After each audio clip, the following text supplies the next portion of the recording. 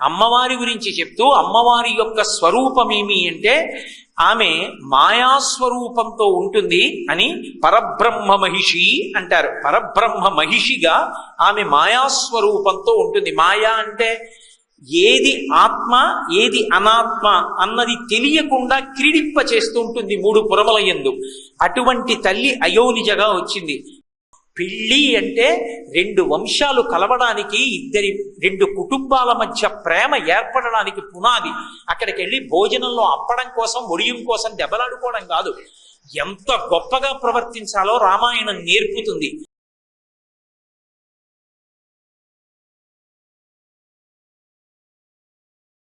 ఈ జాతి సంస్కృతి అంతా కూడా ఎవరి యందు నిలబడుతుందో, ఎవరు పరిధిని అతిక్రమించినంత మాత్రం చేత సమాజంలో అవ్యవస్థ ఏర్పడుతుందో అటువంటి ఆడదానికి ఉండవలసినటువంటి కట్టుబాటు గురించి ఎంతో గొప్పగా ఆ కుశనాభోపాఖ్యానాన్ని విశ్వామిత్ర మహర్షి రామచంద్రమూర్తికి వివరిస్తారు.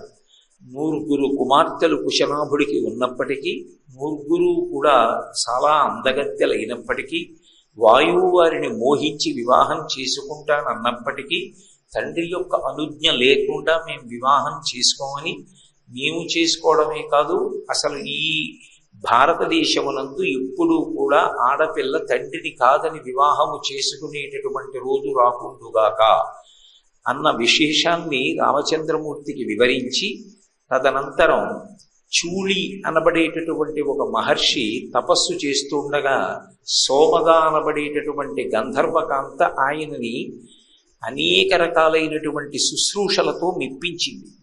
ఒక గురువు కేవలము శుశ్రూషకు మాత్రమే పారవస్యాన్ని పొందుతాడు అని నేను మీకు వివరించడం జరిగింది. ఆ చూళి మహర్షి సోమదని అడిగాడు, నువ్వు నన్ను ఇంతగా అనుగమించావు, ఇంత సేవించావు, ఇంత శుశ్రూష చేశావు, నీకు నేను ఏదైనా వరం ఇవ్వాలనుకుంటున్నాను, నీకేం కావాలని అడిగాడు. ఆవిడందే, నువ్వు రాశీభూతమైనటువంటి బ్రహ్మజ్ఞానానివి, అపర చతుర్ముఖ బ్రహ్మవు, అపారమైనటువంటి తేజోవంతుడవు. నాకు నీ అనుగ్రహ కటాక్షణం చేత నీవు ఎంత తపశ్శక్తి సంపన్నుడవో అటువంటి కుమారుణ్ణి నాకు అనుగ్రహించు. నాకు ఇతపూర్వం వివాహం కాలేదు, నాకు భర్త లేడు, అందుచేత నువ్వు నాకు కుమారుణ్ణి కటాక్షిస్తే నేను ఆ కుమారుణ్ణి పెంచుకుంటూ ఉండిపోతానని అడిగింది. ఆయన ఆమె చేసినటువంటి శుశ్రూష చేత ప్రీతి పొందినవాడై మానసికంగా సంకల్పం చేసి ఉత్తర క్షణంలో ఒక పిల్లవాణ్ణి సృజించి పిల్లవాణ్ణి ఇచ్చాడు. ఆ సృజించి ఇచ్చినటువంటి పిల్లవాణ్ణి సోమద పెంచి పెద్ద చేసింది. ఆయనకి బ్రహ్మదత్తుడు అని పేరు. ఆయన కూడా గొప్ప బ్రహ్మతేజో విరాజితుడు. అటువంటి బ్రహ్మదత్తుడికిచ్చి కుశనాభుడు తన 9 కన్యల్ని వివాహం చేశాడు. ఆ బ్రహ్మదత్తుడు ఒక్కొక్కరి యొక్క పాణిని గ్రహిస్తూ ఉంటే ఆయన యొక్క తపశ్శక్తి చేత లోపల వంకర టింకరగా తిరుగుతున్నటువంటి వాయువు సక్రమమైన రీతిలో తిరిగాడు. తిరిగినటువంటి కారణం చేత 9 కన్యలకు యథారూపం సౌందర్యవంతంగా ఏర్పడింది. అప్పుడు ఆ సోమద అత్తగారు పరమ సంతోషంతో, ఇంతటి నియమం కలిగినటువంటి ఆడపిల్లలు నాకు కోడళ్లుగా వస్తున్నారని వాళ్ళని తన కుమారునకు భార్యలుగా ఆహ్వానించింది. ఆ విధంగా బ్రహ్మదత్తుడికి కుశనాభుని యొక్క కుమార్తెలైన 9 భార్యలైనటువంటి సన్నివేశాన్ని, గౌతమ మహర్షి యొక్క భార్య అయినటువంటి అహల్య కేవలముగా ప్రలోభ దృష్టితో ఇంద్రుని యందు ఉండిపోయినటువంటి మమకారం చేత ఇంద్రుడితో రమించి చేసినటువంటి దోషాన్ని పోగొట్టడానికి గౌతమ మహర్షి శాపరూపంలో అనుగ్రహించారు. ఎంత తప్పు చేసినా భార్యని విడిచిపెట్టేసేయడం అనేటటువంటిది లేదు భారతీయ సంప్రదాయంలో. భర్త ఆమెని దిద్దుకుని మళ్ళీ పవిత్రమైనటువంటి స్వరూపంగా మార్చి చేపడతాడు తప్ప, ఒక దోషం చేసింది అని భార్యని విడిచిపెట్టడం, విడాకులు ఇచ్చేయడం, ఇటువంటి మాటలు అసలు యథార్థమునకు భారతీయ సంప్రదాయమునందు లేవు. అందుకే ఆయన శాపరూపంలో అనుగ్రహించాడు. వాయుభక్ష నిరాహార తప్యంతి భస్మశాయిని అన్నాడు. నువ్వు వాయువుని మాత్రమే భక్షిస్తూ ఆహారమును స్వీకరించకుండా రజోగుణ తమోగుణ ప్రకోపము శరీరములకు కలగకుండా పూర్తి సాత్వికమైనటువంటి బుద్ధి కలిగే వరకు నీవు తపస్సు చేస్తావు. తప్యంతి భస్మశాయిని, బూది చేత కప్పబడిన కారణం చేత ఎవ్వరికీ కనపడవు. ఒకనాడు రామచంద్రమూర్తి ఇటుగా వస్తారు. ఆయన పాద పరాగము సోకి నీవు చేసినటువంటి దోషము తొలగిపోయి నువ్వు చేసుకున్నటువంటి తపస్సు చేతనే నువ్వు చేసుకున్న దోషం నుంచి విముక్తురాలవై పరిశుద్ధవై మళ్ళీ నా పక్కకి చేరుకుంటావన్నాడు. రామచంద్రమూర్తి విశ్వామిత్ర మహర్షితో కలిసి మిథిలా నగరానికి వెడుతూ అటుగా వచ్చినప్పుడు గౌతమ మహర్షి ఆశ్రమంలో భస్మము చేత కప్పబడి పడిపోయి ఉన్నటువంటి గౌతముని యొక్క ఇల్లాలైన అహల్య మీదకి ఆయన యొక్క గాలి సోకి ఆయన పాద పరాగము తగిలినటువంటి కారణం చేత మళ్ళీ ఆమె చైతన్యమును పొంది పరమ పవిత్రయై లేచి నిలబడింది. ఆ తల్లిని స్వీకరించడానికి వెంటనే గౌతమ మహర్షి వచ్చారు. వచ్చి గౌతమ మహర్షి మళ్ళీ అహల్యని తన భార్యగా స్వీకరించి సంతోషంగా ఇద్దరూ కలిసి తమ తపస్సు నిర్వహించడం కోసమని బయలుదేరారు. శాప విమోచనాన్ని పొందినటువంటి అహల్యని చూసి ముందు నమస్కారం రామచంద్రమూర్తి చేశారు. ఎందుచేత అంటే రాముడు అప్పటికి బ్రహ్మచారిగా ఉన్నాడు, ఆమె గృహిణి, పైగా విశేషమైనటువంటి తపశ్శక్తి సంపన్నురాలు. అన్నిటినీ మించి గౌతమ మహర్షి యొక్క ఇల్లాలు. అటువంటి తల్లికి నమస్కరించవలసినటువంటి కర్తవ్యం బ్రహ్మచారిగా రామునికి ఉన్నది కనుక ధర్మ ప్రతిష్టాపన చెయ్యవలసిన వాడు, లోకానికి ధర్మాన్ని నేర్పవలసిన వాడు కనుక బ్రహ్మచారి అయినటువంటి రామచంద్రమూర్తి తానే ఆమెకు నమస్కరించారు. కాబట్టి ఆమెకు నమస్కరించిన తరువాత ఆమెకి జ్ఞాపకానికి వచ్చింది. స్మరంతి గౌతమవచః ప్రతిజగ్రాహ సాచతౌ అన్నారు మహర్షి. గౌతముడు చెప్పిన మాట జ్ఞాపకానికి వచ్చింది. రాముడు ఇటుగా వచ్చినప్పుడు నీవు చేసినటువంటి దోషము ఆయన యొక్క స్పర్శ చేత తొలగిపోతుంది. అప్పుడు నువ్వు ఆయనకి ఆతిథ్యం ఇచ్చి గౌరవ మర్యాదలు నడపవలసినది అని. అందుకే ఆ ఇల్లాలు ఆ రామచంద్రమూర్తికి, లక్ష్మణస్వామికి, విశ్వామిత్రుడికి అర్ఘ్యపాద్యాది సత్కారములను చేసి గౌరవించింది. తదనంతరం గౌతమ మహర్షి, అహల్య ఇద్దరూ కూడా తమ ఆశ్రమానికి తపస్సు చేసుకోవడం కోసమని బయలుదేరిపోయారు. కాబట్టి శ్రీరామాయణంలో విశ్వామిత్ర మహర్షి రామచంద్రమూర్తితో ఈ కథ ప్రస్తావన చేసినప్పుడు అక్కడే అహల్య శాప విమోచనాన్ని పొందినప్పుడు రాముడికి అసలు తపస్సుకుండేటటువంటి శక్తి ఎటువంటిది, భారతీయ ధర్మంలో వైవాహిక జీవితానికి ఉండేటటువంటి గొప్పతనం ఎటువంటిది, ఇవాళ ఒక స్త్రీని భార్యగా స్వీకరించడం, రేపు విడిచిపెట్టడం అటువంటిది చెయ్యడం కాదు. ఇక్కడ స్త్రీని భార్యగా స్వీకరించడం అంటే ధర్మపత్నిగా స్వీకరిస్తారు తప్ప కామపత్నిగా స్వీకరించరు. అందుకే ధర్మపత్ని సమేతస్య, ఆమె ధర్మమునకు ఆలవాలము, ధర్మమునకు చేయూత. ఆమె పక్కన ఉంటే యజ్ఞయాగాది క్రతువులు చెయ్యగలడు. ఆమె పక్కన ఉంటే తన కడుపున పుట్టిన కుమార్తెకైనా కన్యాదానం చెయ్యగలడు. ఆమె కాని లేదో తాను యజ్ఞం చెయ్యడానికి కూడా ఇక అధికారి కాడు. ఎడంభుజం మీద ఉత్తరీయం వేసుకోవడానికి అధికారం కూడా ఉండదు.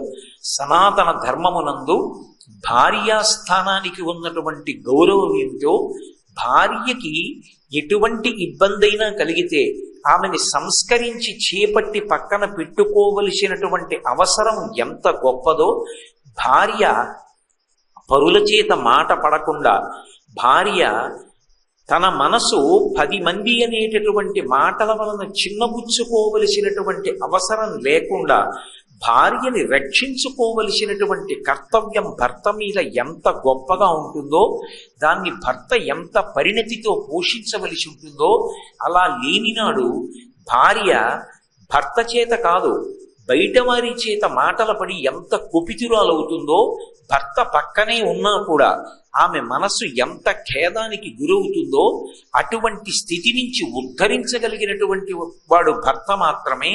ఆ భర్త భార్యకి సుఖాన్ని కల్పించడంలో, పేరు ప్రఖ్యాతులు తేవడంలో, గౌరవాన్ని సంపాదించి పెట్టడంలో, ఆమె కీర్తివంతురాలై పరమ సంతోషంతో తృప్తిగా జీవనం గడిపేటట్టుగా చెయ్యడంలో ఒక భర్తకి ఎంత గొప్ప పాత్ర ఉంటుందో, తాను ఎలా వ్యవహరించవలసి ఉంటుందో వైవాహిక జీవితం గురించి రామచంద్రమూర్తికి చెప్పకుండానే ఒక అద్భుతమైనటువంటి ఘట్టాన్ని విశ్వామిత్రుడు ప్రబోధం చేశాడు.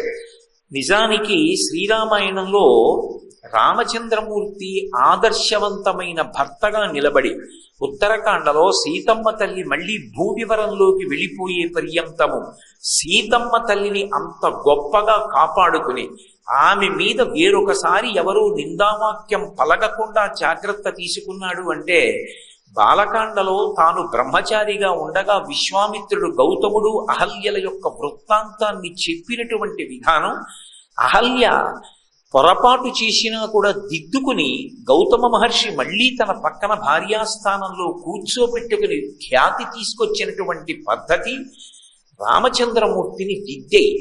రామచంద్రమూర్తిని ఒక ఆదర్శవంతమైనటువంటి భర్తగా దిద్దినటువంటి కారణం చేత ఇప్పటికీ కూడా మనం ఇంట్లో పెళ్లిళ్ళు చేస్తే సీతారాముల్లా బతకండి అంటాం. శుభలేఖ వేస్తే సీతారాముల యొక్క ముద్ర లేకుండా, వాళ్ళ యొక్క చిత్రం లేకుండా అసలు వివాహం కూడా చెయ్యం. ఎందుచేత అంటే మనుష్య జాతికి ఆదర్శవంతమైనటువంటి దాంపత్యము అంటే సీతారాములే ఆదర్శం. అలా ధర్మము అనేటటువంటిది నిలబడడానికి పత్ని స్థానము ఎంత ముఖ్యమో, ఆమెని ధర్మపత్ని అని ఎందుకు పిలుస్తారో, ధర్మపత్ని అన్న పేరుతో ధర్మమే బాసటగా వస్తుంది. వచ్చినప్పుడు తన మనసులో నిగ్రహించడానికి వీలు కాని రీతిలో ఒక వయసుయందు పొటమరించినటువంటి కామాన్ని ధర్మంతో ముడివేసి ఆమె ఎందుంచుకున్నటువంటి కారణం చేత ఒక గొప్ప అర్థము లభిస్తుంది. అదే పుత్ర సంతానము, పుత్రికా సంతానము. పుత్ర సంతానం కలుగుతుంది కాబట్టి కొడుకు గయాశ్రాద్ధం పెట్టి తండ్రిని ఉద్ధరిస్తాడు. కూతురు పుడుతుంది కాబట్టి దశాపరీషాం దశ పూర్వీషాం, 10 తరాల ముందు 10 తరాల వెనక ఉన్నటువంటి వాళ్ళు కూడా ఉత్తీర్ణులై ఉత్తమ లోకములను పొందడానికి వీలుగా కన్యాదానం చెయ్యడానికి సావకాశం కలుగుతుంది. తాను యజ్ఞయాగాది క్రతువులు చేయడానికి అవకాశం కలుగుతోంది. భార్యని స్వీకరించడం అంటే కేవలం బాహ్యంలో ఉన్నటువంటి అందం కాదు, తన జీవితంలో తనతో అనువర్తించడం కోసం. అది నిర్ణయం చెయ్యవలసిన వాళ్ళెవరు? తన భార్యగా పక్కన కూర్చోనేటట్టుగా తన జీవితం మొత్తానికి శాంతికారకమై, తన జీవితంలో తన ప్రతిష్టకి కారణమై, తన యొక్క ఉన్నత గతులకు కూడా కారణమై, తనకి పుత్ర సంతానాన్ని పుత్రికా సంతానాన్ని ఇచ్చేటటువంటి అర్థమై నిలబడగలిగినటువంటి భార్య యొక్క వైభవం ఏమిటో, ఆ స్థానానికి ఉన్నటువంటి గౌరవం ఏమిటో, అసలు భార్య అంటే ఎంత గౌరవంగా చూడాలో భగవంతుడిచ్చినటువంటి ఎంత అపూర్వమైనటువంటి కానుకో రామచంద్రమూర్తి అర్థం చేసుకోగలిగాడు అంటే, గౌతమ మహర్షి అహల్యల యొక్క ఆఖ్యానాన్ని దృష్టిలో పెట్టుకుని అంత పరిణతిని రాముడు పొందగలిగాడు. విశ్వామిత్రుడు రామచంద్రమూర్తిని చెక్కాడు అని నేను మీతో మనవి చేశాను. ధర్మం అనేటటువంటిది ప్రధానంగా సనాతన ధర్మంలో ఏ కారణము చేత కూడా భార్యని అతిక్రమించకుండా కామము ఆమె యందు మాత్రమే నిక్షేపింపబడాలి తప్ప ఏ కారణం చేత కామదృష్టి మాత్రం భార్యని దాటి వేరొకరి వైపుకు వెళ్ళకూడదు. అలా వెళ్ళిందా తన ఒక్కడితో పోదు, తనతో ఉన్నవారితో కలిపి నశించిపోతాడు. అలా కాకుండా ఉండాలి అంటే ఆ దాంపత్యం ఎంత ఆదర్శవంతంగా ఉండాలో, అందులో వచ్చే వైక్లభ్యాలను దిద్దుకోవడంలో పురుషుడికి అసలు పరిణతి ఎంత గొప్పగా ఉండాలో, భార్య మాటల్ని ఎక్కడ ఎలా స్వీకరించాలో, ఎక్కడ ఆమె అక్కసుతో మాట్లాడిన, ఆమె బాధతో అన్న దాన్ని పరిపూర్ణమైన హృదయంతో నాతో తప్ప ఎవరితో ఇలా మాట్లాడగలదు, నా దగ్గర కాబట్టి ఇలా మాట్లాడిందని ప్రేమతో స్వీకరించాలో రాముడికి అర్థమైంది. ఈ విషయం మీకు రామచంద్రమూర్తి సీతమ్మని వివాహం చేసుకున్న తరువాత వచ్చేటటువంటి ఘట్టాలలో ప్రస్ఫుటంగా గౌతమ మహర్షి అహల్యల యొక్క ఉపాఖ్యానానికి సంబంధించినటువంటి ప్రభావం రాముడి మీద కనపడుతుంది. కాబట్టి అసలు ధర్మమునకు ఆలవాలమైనటువంటి గృహస్థాశ్రమం యొక్క వైభవం రాముడికి అర్థమయ్యేటట్టుగా ఆ ఇతివృత్తాన్ని తీర్చిదిద్ది బోధించినటువంటి ఘనత విశ్వామిత్రుడికి దక్కుతుంది. నాకైతే అప్పుడప్పుడు అనిపిస్తుంటుంది, అసలు పెళ్లి కావలసినటువంటి యువతీ యువకుల్ని కూర్చోపెట్టి శ్రీరామాయణంలో ఉండేటటువంటి జంటల గురించి మాట్లాడితే అసలు దాంపత్యం అంటే ఏమిటో అర్థం అవుతుంది. రామాయణంలో అనేకమైన జంటలు కనపడతాయి. దశరథ మహారాజు గారు, కౌసల్య, సుమిత్ర, కైకేయి, రామచంద్రమూర్తి, సీతమ్మ, అహల్య, గౌతముడు, తార, వాలి, రుమ, సుగ్రీవుడు, సుగ్రీవుడు, తార, రావణాసురుడు, మండోదరి, అలాగే అనసూయ, అత్రి. వీళ్లలో అందరికన్నా చిన్నవాళ్ళు అయినప్పటికీ కూడా కష్టసుఖాలలో ఒకరి మనసు ఒకరి దగ్గరుండి తట్టుకుని నిలబడగలిగినటువంటి ఆదర్శవంతమైనటువంటి దాంపత్యంతో అటువంటి దంపతులుగా నిలబడిన వాళ్ళు సీతారాములే. అందుకే శ్రీరామాయణాన్ని బాగా చదువుకుంటే వచ్చేటటువంటి ప్రయోజనం ఏమిటి అంటే, గృహస్థాశ్రమంలో అసలు భార్యాభర్తలన్న వాళ్ళు ఎలా బ్రతకాలో అర్థం అవుతుంది. భార్యాభర్తల మధ్య ఆ అవగాహన, ఆ శాంతి నెలకొన్న నాడు ప్రతి కుటుంబం సంతోషంగా ఉంటుంది. ప్రతి కుటుంబం ధర్మాన్ని అనుష్ఠానం చేయడానికి ప్రయత్నం చేస్తుంది. కాబట్టి విశ్వామిత్రుడు ప్రతి చోట రాముడికి చెప్పకుండా చెప్తాడు. అది రాముడి మీద ఉత్తరోత్తర జీవితంలో ఆయన చేసినటువంటి నిర్ణయాలు అన్నిటి మీద కూడా విశ్వామిత్రుడితో కలిసి తాను తిరిగినటువంటి జీవితం, విశ్వామిత్రుడు చెప్పిన మాటలు ఆయన మీద విశేష ప్రభావాన్ని చూపించి పరమధర్మమూర్తిగా నిలబెట్టాయి. నేను మీకు ఇంకొక ఉదాహరణ చూపించాలి అంటే, రాముడు ఆ విశ్వామిత్రుడితో కలిసి నడుస్తున్నప్పుడు ఆయన సగర చక్రవర్తికి సంబంధించినటువంటి వృత్తాంతాన్ని చెప్పాడు. ఇక్ష్వాకు వంశంలోనే ఏ రామచంద్రమూర్తి ప్రభవించాడో ఆ రామచంద్రమూర్తి వంశంలోనే సగర చక్రవర్తి కూడా జన్మించాడు. సగర చక్రవర్తికి 2 భార్యలు. పెద్ద భార్య పేరు కేశిని, రెండవ భార్య పేరు సుమతి. 2 భార్యలు. అలా ఉండొచ్చా అండి అంటే, క్షత్రియుల యందు దక్షిణ నాయకత్వం ఉంటుంది. ఒకరికన్నా ఎక్కువ మంది భార్యల్ని స్వీకరిస్తూ ఉంటారు. ఆ కారణం చేత సగర చక్రవర్తికి 2 భార్యలు. ఎంతకాలానికి సంతానం కలగకపోతే ఆయన హిమవత్ పర్వత ప్రాంతంలో ఉన్నటువంటి భృగుప్రశ్రవణము అనబడేటటువంటి ప్రాంతంలో తపస్సు చేశాడు. చేస్తే 100 సంవత్సరములు గడిచిపోయిన తరువాత భృగు మహర్షి ప్రీతి చెంది ఆయనకి దర్శనమిచ్చి, నీకు ఒక భార్య యందు మహోత్సాహవంతులైనటువంటి అనేక మంది సంతానం కలుగుతారు, ఒక భార్య యందు వంశకరుడైన కుమారుడు కలుగుతాడు అన్నారు. సంతోషించాడు, నమస్కారం చేశారు. భృగు మహర్షి వెళ్ళిపోయారు. 2 భార్యలతో తిరిగి వస్తున్నాడు. 2 భార్యలు అన్నారు, మాలో ఎవరికి వంశకరుడైనటువంటి కొడుకు పుడతాడు, మాలో ఎవరికి పరమోత్సాహవంతులైనటువంటి ఎక్కువ మంది కుమారులు కలుగుతారు, చెప్పవలసింది అన్నారు. అంటే సగర చక్రవర్తి అన్నాడు, అది నేను చెప్పడం ఎందుకు, వరమిచ్చినటువంటి భృగు మహర్షిని అడుగుదామని మళ్ళీ భృగు మహర్షి దగ్గరికి వెళ్ళారు. ఆయన అన్నాడు, నేను అనుగ్రహించడం ఎందుకు, మీలో ఎవరికి ఎలా కావాలో మీరే కోరుకోండి అన్నాడు. అంటే పెద్ద భార్య అయినటువంటి కేశిని అంది, నాకు పుత్రం వంశకరో రామా జగ్రాహన్ నృపసన్నిధౌ మునీస్తు వచనం శ్రుత్వా కేశిని రఘునందన అంటాడు విశ్వామిత్ర మహర్షి. ఓ రామా, ఆ సగర చక్రవర్తి యొక్క పెద్ద భార్య అయినటువంటి కేశిని వంశకరుడైనటువంటి కుమారుడు కావాలి అని అడిగింది. అంటే ఆయన వలన వంశము యొక్క పరంపర నడవాలి, అటువంటి కుమారుడు నాకు కావాలి అని అడిగింది. 2వ భార్య అయినటువంటి సుమతి మాత్రం షష్ఠిం పుత్ర సహస్రాన్ని, ఆమె 60,000 మంది పిల్లలు కావాలి అని అడిగింది. 60,000 మంది పిల్లలు పుడతారని చెప్పి అనుగ్రహించాడు. పెద్ద భార్య అయినటువంటి కేశినికి ఒక్కడే కుమారుడు పుట్టాడు, ఆయన పేరు అసమంజసుడు. 2వ భార్య అయినటువంటి సుమతికి ఒక మాంస పిండం ఒకటి ఉద్భవించింది. ఆ మాంస పిండమునకు చిన్న చిన్న చిన్న చిన్న బుడగల్లా బిడ్డలు పట్టి ఉన్నారు 60,000 మంది. దాదులు వాళ్ళని నీతి కుండల్లో పెట్టి పెంచారు. వాళ్లే సగర చక్రవర్తి కుమారులు కనుక వాళ్ళకి ఇంకా ప్రత్యేకంగా పేరు పెట్టకుండా సగరులు అని పిలిచారు. వాళ్ళు మహోత్సాహం కీర్తిమతో జగ్రాహ సుమతి శ్రుతాం అన్నారు మహర్షి.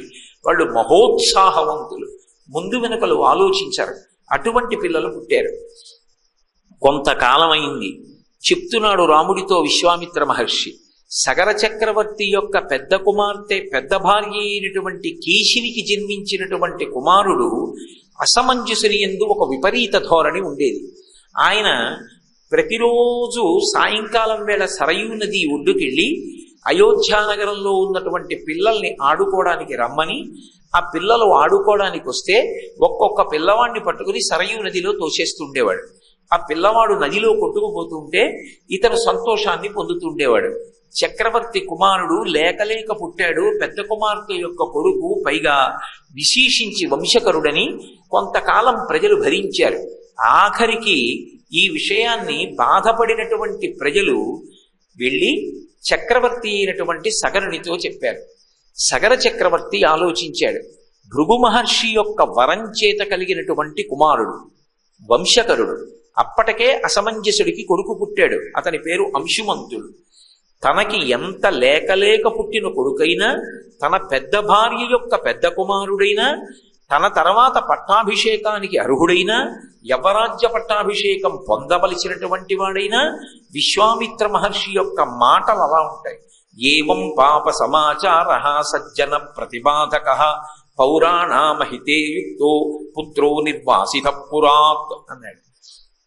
ఆ అసమంజసుడు ఎప్పుడైతే ఆ అయోధ్యానగరంలో ఉండేటటువంటి ప్రజలకి బాధ కలిగేటట్టుగా వాళ్ళ పిల్లల్ని సరయూ నదిలో తోసేశాడు. ఇప్పటికే కొంతమంది పిల్లలు చనిపోయారన్న విషయాన్ని సగర చక్రవర్తి విన్నాడు.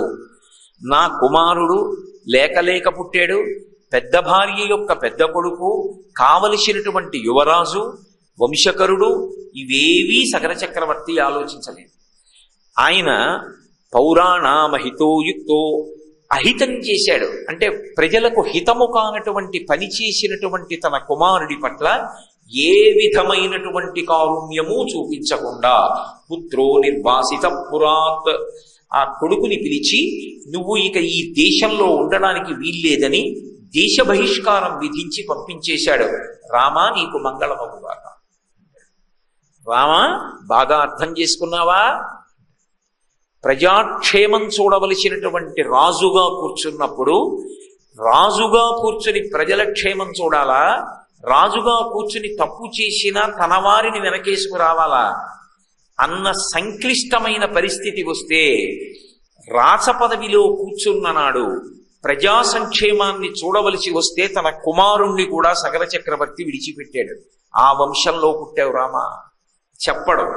ఈ మాట అనకుండా ధర్మానికి కట్టుబడి ఇక్ష్వాకు వంశంలో ఉండేటటువంటి ప్రభువులు ఎంత గొప్పగా పరిపాలన చేశారో, ఆఖరికి తన కొడుకని కూడా చూడకుండా దేశ బహిష్కారం ఎలా విధించాడో మహానుభావుడైనటువంటి విశ్వామిత్ర మహర్షి రామచంద్రమూర్తితో మాట్లాడతాడు.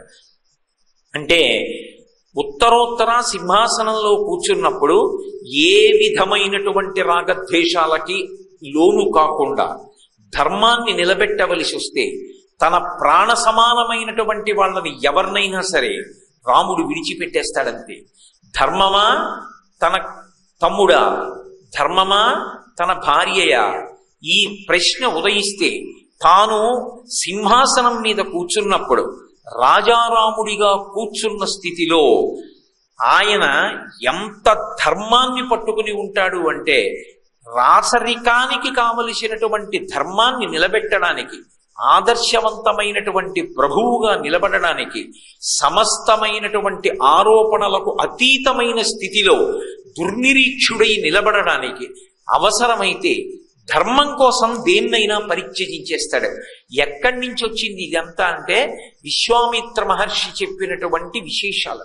అందులోంచి ఆ ధర్మమునందు అటువంటి అనురక్తి పుట్టింది. నేను అలా ఉండని నాడు నాతో పోని అపకీర్తి, నా ముందు పరిపాలించినటువంటి నా వంశకర్తలైనటువంటి ఆ పెద్దలు ఎవరున్నారో వాళ్ళకి కూడా అపకీర్తి వస్తుంది. కాబట్టి నేను ధర్మాన్ని మాత్రమే పట్టుకోవాలి తప్ప ధర్మాన్ని అసలు విడిచిపెట్టడానికి వీల్లేదు. రాముడి ఎందు ధర్మము పట్ల అంత పూనిక కలిగేటట్టుగా ఎవరు చేశారు అంటే గురువైనటువంటి విశ్వామిత్రుడు చేశాడు, గురువైనటువంటి వశిష్ఠ మహర్షి చేశారు. అది నరుడిగా పుట్టినటువంటి రాముడికి తనంత తానుగా ధర్మమునందు అనురక్తి కలిగింది అన్నాం అనుకోండి, అది మిగిలినటువంటి నరులకు ఆదర్శవంతముగా చెప్పడానికి అవకాశం కలగదు.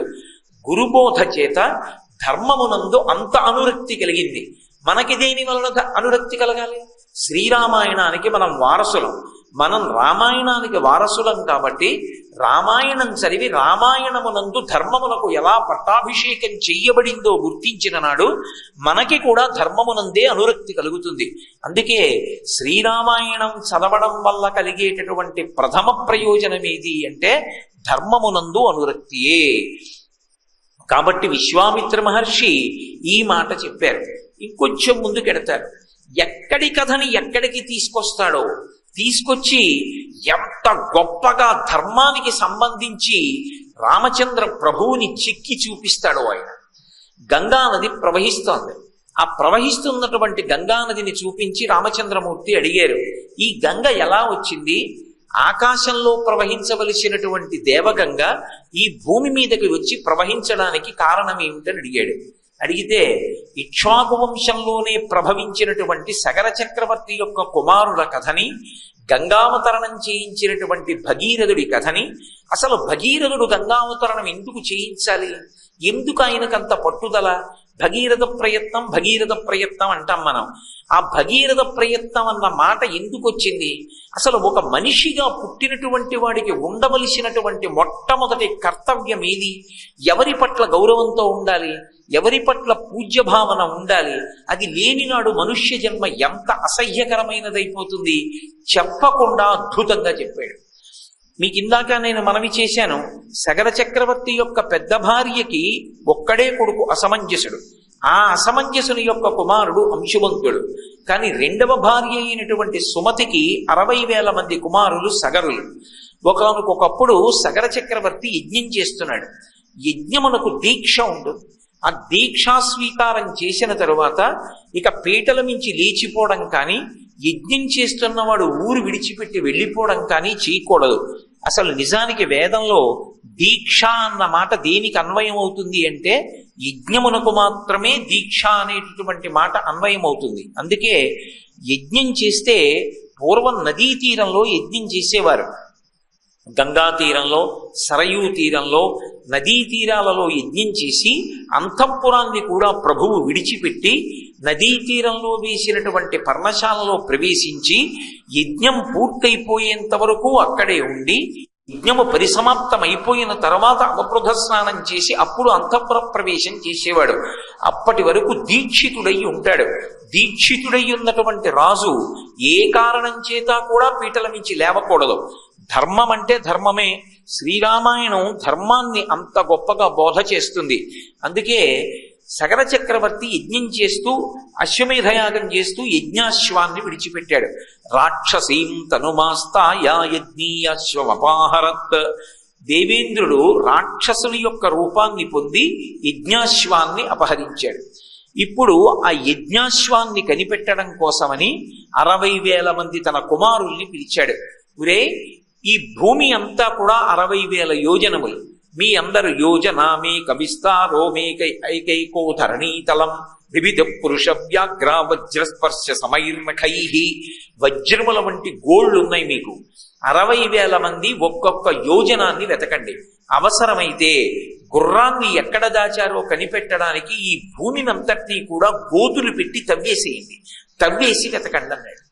వీళ్ళు మహోత్సాహం కీర్తిమతో జగ్రాహ సుమతి శృతాం అని కదూ, మహోత్సాహవంతులు. కాబట్టి 60,000 మంది వెళ్ళి ఒక్కొక్క యోజనాన్ని గోతులు పెట్టి తవ్వేస్తున్నారు.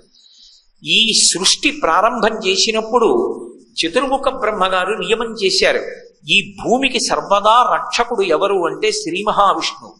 భూమిని నిష్కారణంగా తన్నడం కానీ, భూమికి నిష్కారణంగా గోతులు పెట్టడం కానీ, భూమి పట్ల అనాదర భావంతో ప్రవర్తించడం కాని చేస్తే విష్ణువు యొక్క ఆగ్రహానికి గురవుతారు. అందుకే నిద్ర లేచి తప్పనిసరి పరిస్థితుల్లో కాలు కింద పెట్టవలసి వచ్చినప్పటికీ కూడా మంచం నుంచి కాలు కింద పెడుతూనే భూదేవికి క్షమాపణ చెప్పి నమస్కారం చేసి కిందకి దిగుతాం. అమ్మా, నువ్వు శ్రీ మహావిష్ణువు యొక్క ఇల్లాలివి, నాకు తప్పట్లేదు, నడవడానికి నీ మీద కాలు పెట్టడం వినా మార్గం లేదు, అందుకని అమ్మా నన్ను మన్నించు అని విష్ణుపత్ని నమస్తుభ్యం పాదాహతిం క్షమస్వమి, అమ్మా తప్పక నీ మీద కాలు పెడుతున్నాను, నన్ను మన్నించమని అడిగి ప్రార్థన చేసి కాలు పెట్టి దిగుతాం. అటువంటిది భూమిని అంతటినీ గోతులు పెట్టి తవ్వేస్తుంటే దేవతలందరూ బ్రహ్మగారి దగ్గరికి వెళ్ళారు. ఈ సగరులు అత్యుత్సాహవంతులై భూమిని తవ్వేస్తున్నారు. ఎలా అని అడిగారు. ఆయన అన్నాడు, ఈ భూమిని రక్షించవలసినటువంటి వాడు శ్రీ మహావిష్ణువు. ఆయన ప్రస్తుతం కాపిలం రూపమాస్తాయ ధారయత్య నిశంధరాం, కపిల మహర్షి రూపంలో ఇవాళ పాతాళలోకంలో తపస్సు చేస్తున్నాడు. భూమి ఆయనది, ఆయన తన భూమిని తాను రక్షించుకుంటాడు.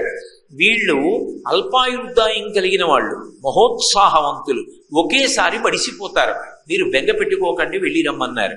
ఈ 60,000 మంది సగరులు చిట్ట చివరికి వెతుక్కుంటూ కిందకి వెళ్ళిపోయారు, పాతాళలోకానికి వెళ్ళిపోయారు. వెళ్ళిపోయిన తర్వాత కపిల మహర్షి ఆశ్రమంలో ఆ గుర్రాన్ని కట్టి ఇంద్రుడు వెళ్ళిపోయాడు. గుర్రాన్ని చూశారు.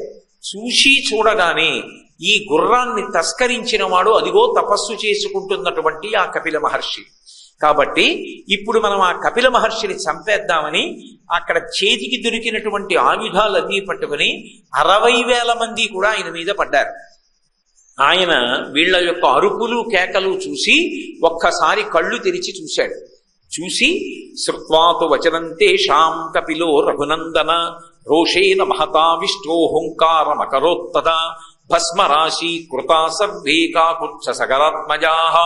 ఆయన ఒక్కసారి హుం అని అరిచాడు కోపంతో.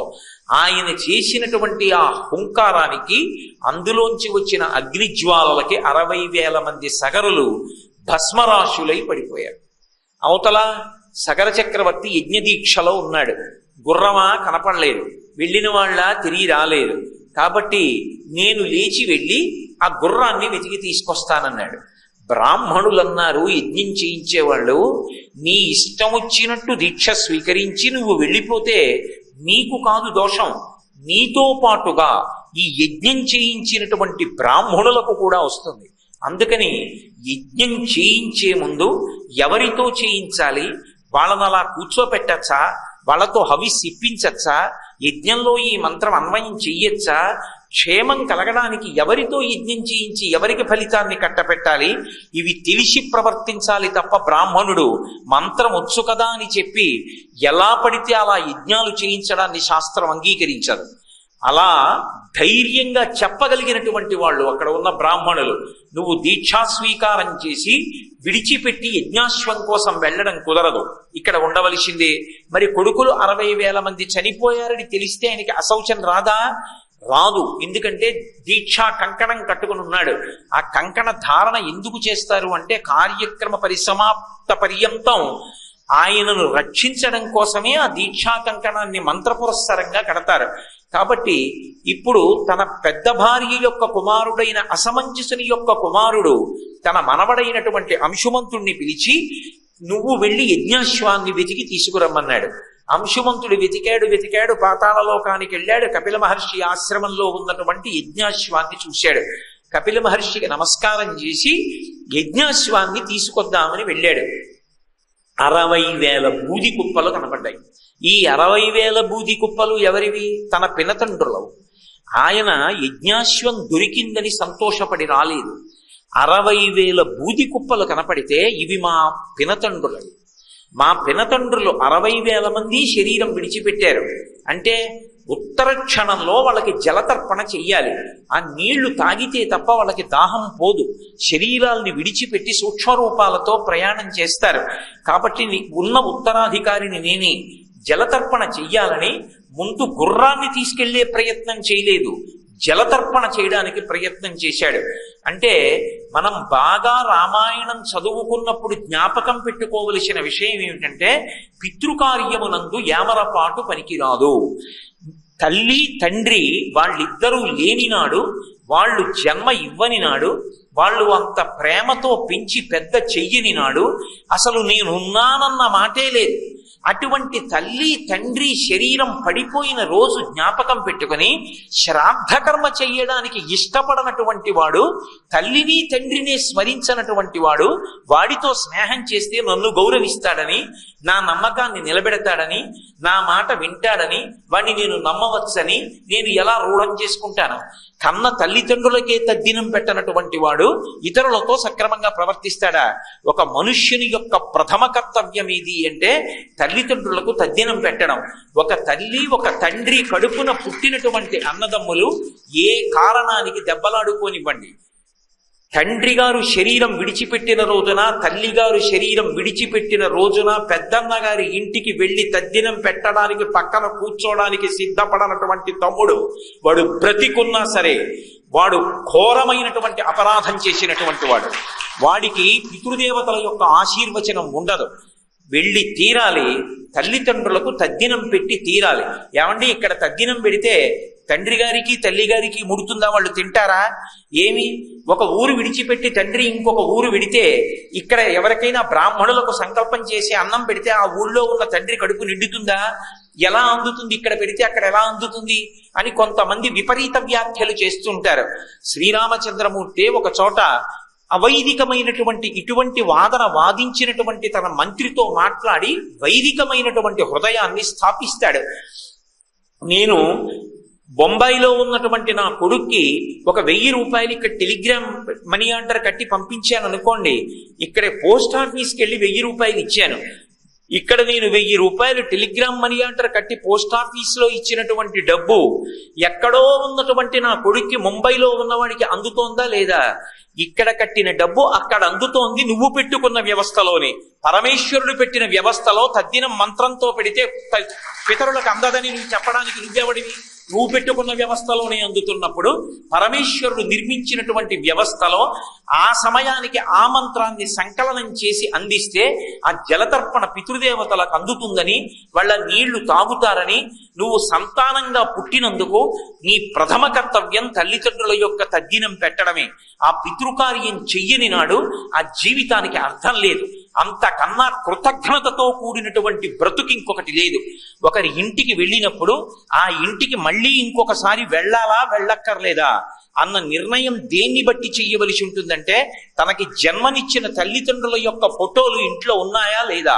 కనీసం అన్ని ఫోటోలు అక్కర్లేనివన్నీ పెట్టుకున్నావు, జన్మనిచ్చిన తల్లిదండ్రుల ఫోటోలు 2 ఇంట్లో లేకపోతే ఆ ఇంటికి ఇంకొకసారి నువ్వు దేనికి వెళ్ళాలి? కన్న తల్లిదండ్రుల మీదే భక్తి లేనివాడు, కన్న తల్లిదండ్రుల శరీరం విడిచిపెట్టినటువంటి తిథి నీకు జ్ఞాపకం లేకపోతే, ఆ తిథి నాడు తద్దినం పెట్టడం నీకు చేత కాకపోతే నిన్ను ఎవరు విశ్వసించాలి ఈ లోకంలో? నిన్ను కట్టుకున్న ఇల్లాలు కూడా నమ్మదు. కన్న తల్లిదండ్రులకే తద్దినం పెట్టలేదే, వీడిని నమ్మి వీడితో సహజీవనం చేసి నేను మాత్రం ఏం పొందగలను అనుకుంటుంది. అందుకే పితృకార్యం ఎంత గొప్పదో, మనుష్యుడిగా పుట్టిన వాడికి ఉండవలసినటువంటి ప్రప్రథమ ధర్మమేదో నిరూపణం చేసింది రామాయణం. అక్కడ గుర్రం ఎదురుగుండా దొరికినా కూడా గుర్రాన్ని తీసుకొని రాలేదు అంశుమంతుడు. ఎక్కడైనా జలస్థానం ఉన్నదేమో నీరు పట్టుకుని మొట్టమొదట 60,000 మందికి జలతర్పణ చేస్తానని గుర్రాన్ని అక్కడే వదిలేసి పరిగెత్తాడు. పరిగెత్తి ఒక తటాకం దగ్గరికి వెళ్ళి నీరు తీసి వాళ్ళకి జలతర్పణ చేయబోతున్నాడు. మేనమామయ్య అయిన గరుత్మంతుడు కనబడి ఒక మాట అన్నాడు, నాయనా నీ యొక్క పినతండ్రులు సామాన్యమైన రీతిలో మరణించలేదు, ఒక బ్రాహ్మణుని యొక్క ఆగ్రహ జ్వాలల చేత భస్మమయ్యారు. అటువంటి మరణము పొందినటువంటి వారికి ఈ భూమి మీద ఉన్నటువంటి నీళ్లతో తర్పణ ఇచ్చినా అవి వాళ్ళని చేరే లోపలే ఆకాశంలోనే ఆవిరైపోతాయి, ఆ నీరు వారికి అందదు. అటువంటి ఉగ్రమరణమును పొందినటువంటి వారికి జలతర్పణలు అందాలంటే, వాళ్ళు ఊర్ధ్వలోకాలకి వెళ్ళాలంటే, స్వర్గలోక నివాసం చెయ్యాలంటే ఆకాశంలో ప్రవహిస్తున్నటువంటి దేవగంగ ఉంది. ఆమె హిమవంతుని యొక్క పెద్ద కుమార్తె, రెండవ కుమార్తె పార్వతీదేవి హైమవతి. పార్వతీదేవి యొక్క పెద్ద కుమార్తె ఆకాశగంగని భూమి మీదకి తీసుకొచ్చి ఆ భూమి మీద ప్రవహించినటువంటి గంగని పాతాళలోకానికి తీసుకొచ్చి పాతాళలోకంలో ప్రవహించినటువంటి గంగా ప్రవాహాన్ని పితరుల యొక్క భస్మరాశుల ముంచి విడితే వాళ్ళకి జలతర్పణ జరిగి వాళ్లకు ఉన్నటువంటి పాపములు శమించి వాళ్ళు స్వర్గలోకవాసాన్ని పొందుతారు. కాబట్టి ఇక్కడ నీటితో నువ్వు తర్పణ చేయకూడదు. కాబట్టి నువ్వు తొందరగా గుర్రాన్ని తీసుకుని వెళ్ళిపో, యజ్ఞం పూర్తి చేయడం జరుగుతుంది. తరువాత ఊర్ధ్వలోకాలలో ఉన్న గంగని తీసుకురావడానికి ప్రయత్నం చేద్దువుగాని అన్నాడు. ఆ మాట వినగానే సుపర్ణ వచనం శ్రుత్వా సోంశుమాన్ అతి వీర్యవాన్ తరితం భయమాదాయ పునరాయాన్ మహాయశాహ. గొప్ప కీర్తివంతుడు. దేని చేత? ఒక మనుష్యుడిగా ఏది ముందు చెయ్యాలో అది తెలుసుకున్నవాడు. ఇప్పుడు ఆ గుర్రాన్ని తీసుకుని సగర చక్రవర్తి దగ్గరికి వెళ్ళాడు. యజ్ఞం పూర్తయిపోయింది. సగర చక్రవర్తి బ్రతికి ఉన్నంత కాలం ఒక్క విషయం మీదే బాధపడ్డాడు. ఆకాశగంగని భూమి మీదకి ఎలా తీసుకురాలేకపోయాడు. అయిపోయింది. సగర చక్రవర్తి శరీరాన్ని విడిచిపెట్టేశాడు. సగర చక్రవర్తి తర్వాత అంశుమంతుడు రాజయ్యాడు. అంశుమంతుడు రాజైనప్పటికీ ఆయన తన జీవిత కాలం అంతా కూడా కొన్ని వేల సంవత్సరములు త్రేతాయుగం యొక్క ఆయుర్దాయాన్ని అనుభవించి రాజ్య పరిపాలన చేసినప్పటికీ అయ్యో నా పితరులకు ఊర్ధ్వలోకవాసం కలగలేదు, జలతర్పణలు పొందలేకపోయారు, వాళ్ళకి తద్దినం పెట్టలేకపోయానని ఎంతో బాధపడి ఆకాశగంగని భూమి మీదకి ఎలా తీసుకురావాలో తెలియక ఆయన కూడా శరీరాన్ని విడిచిపెట్టేశాడు. అంశుమంతుడు శరీరం విడిచిపెట్టిన తర్వాత దిలీపుడు రాజయ్యాడు.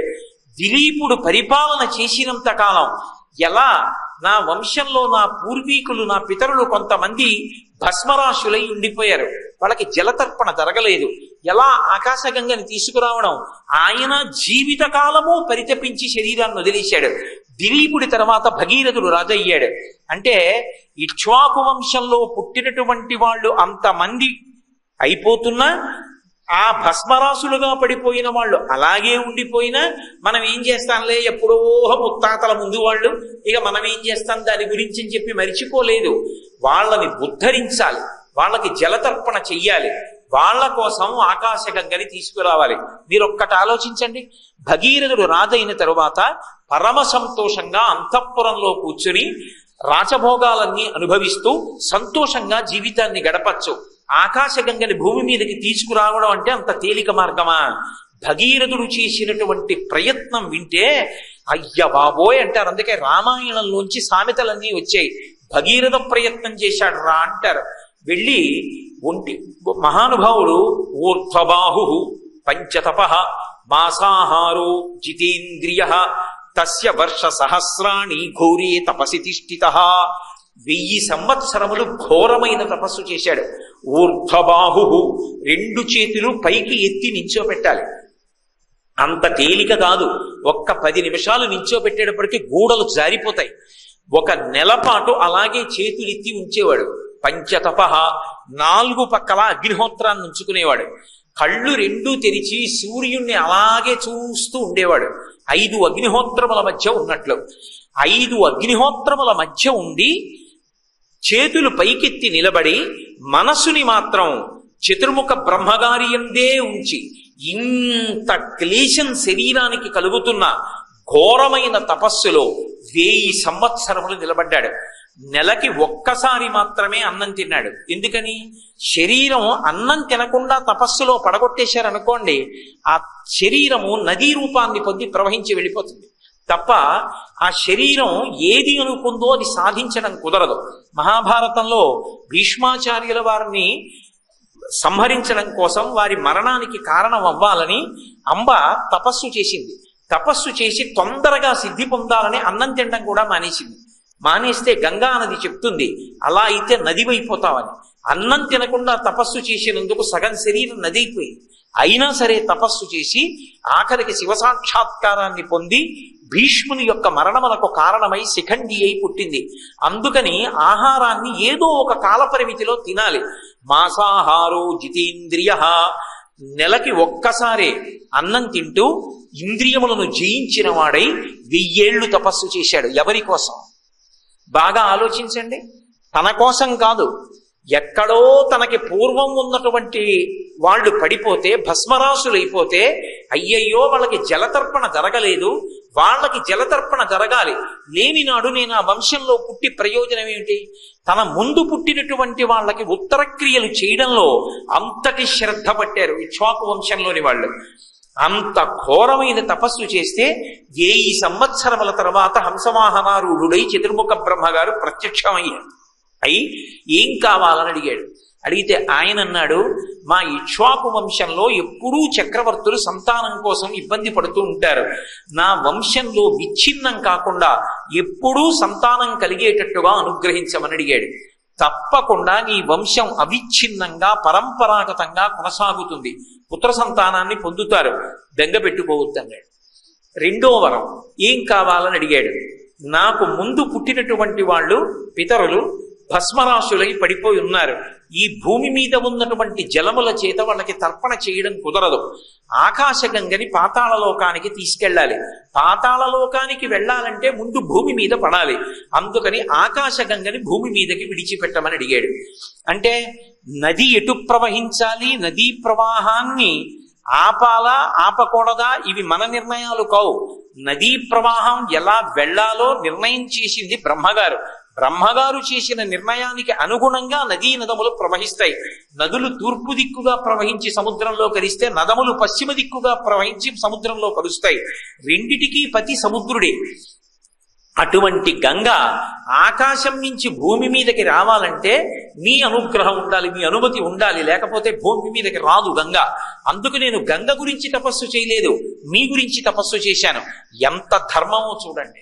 ఒక నదీ ప్రవాహం జోలికి వెళ్ళాలి అంటే చతుర్ముఖ బ్రహ్మగారి యొక్క అనుమతి లేకుండా అలా వెళ్ళడం సాధ్యం కాదు. ఏదో చిన్న చిన్న మార్పులకైతే ఏమో కానీ ఏకంగా ఆకాశంలోంచి గంగ భూమి మీద పడాలంటే అనుగ్రహించవలసినటువంటి వాడు కేవలము బ్రహ్మగారు.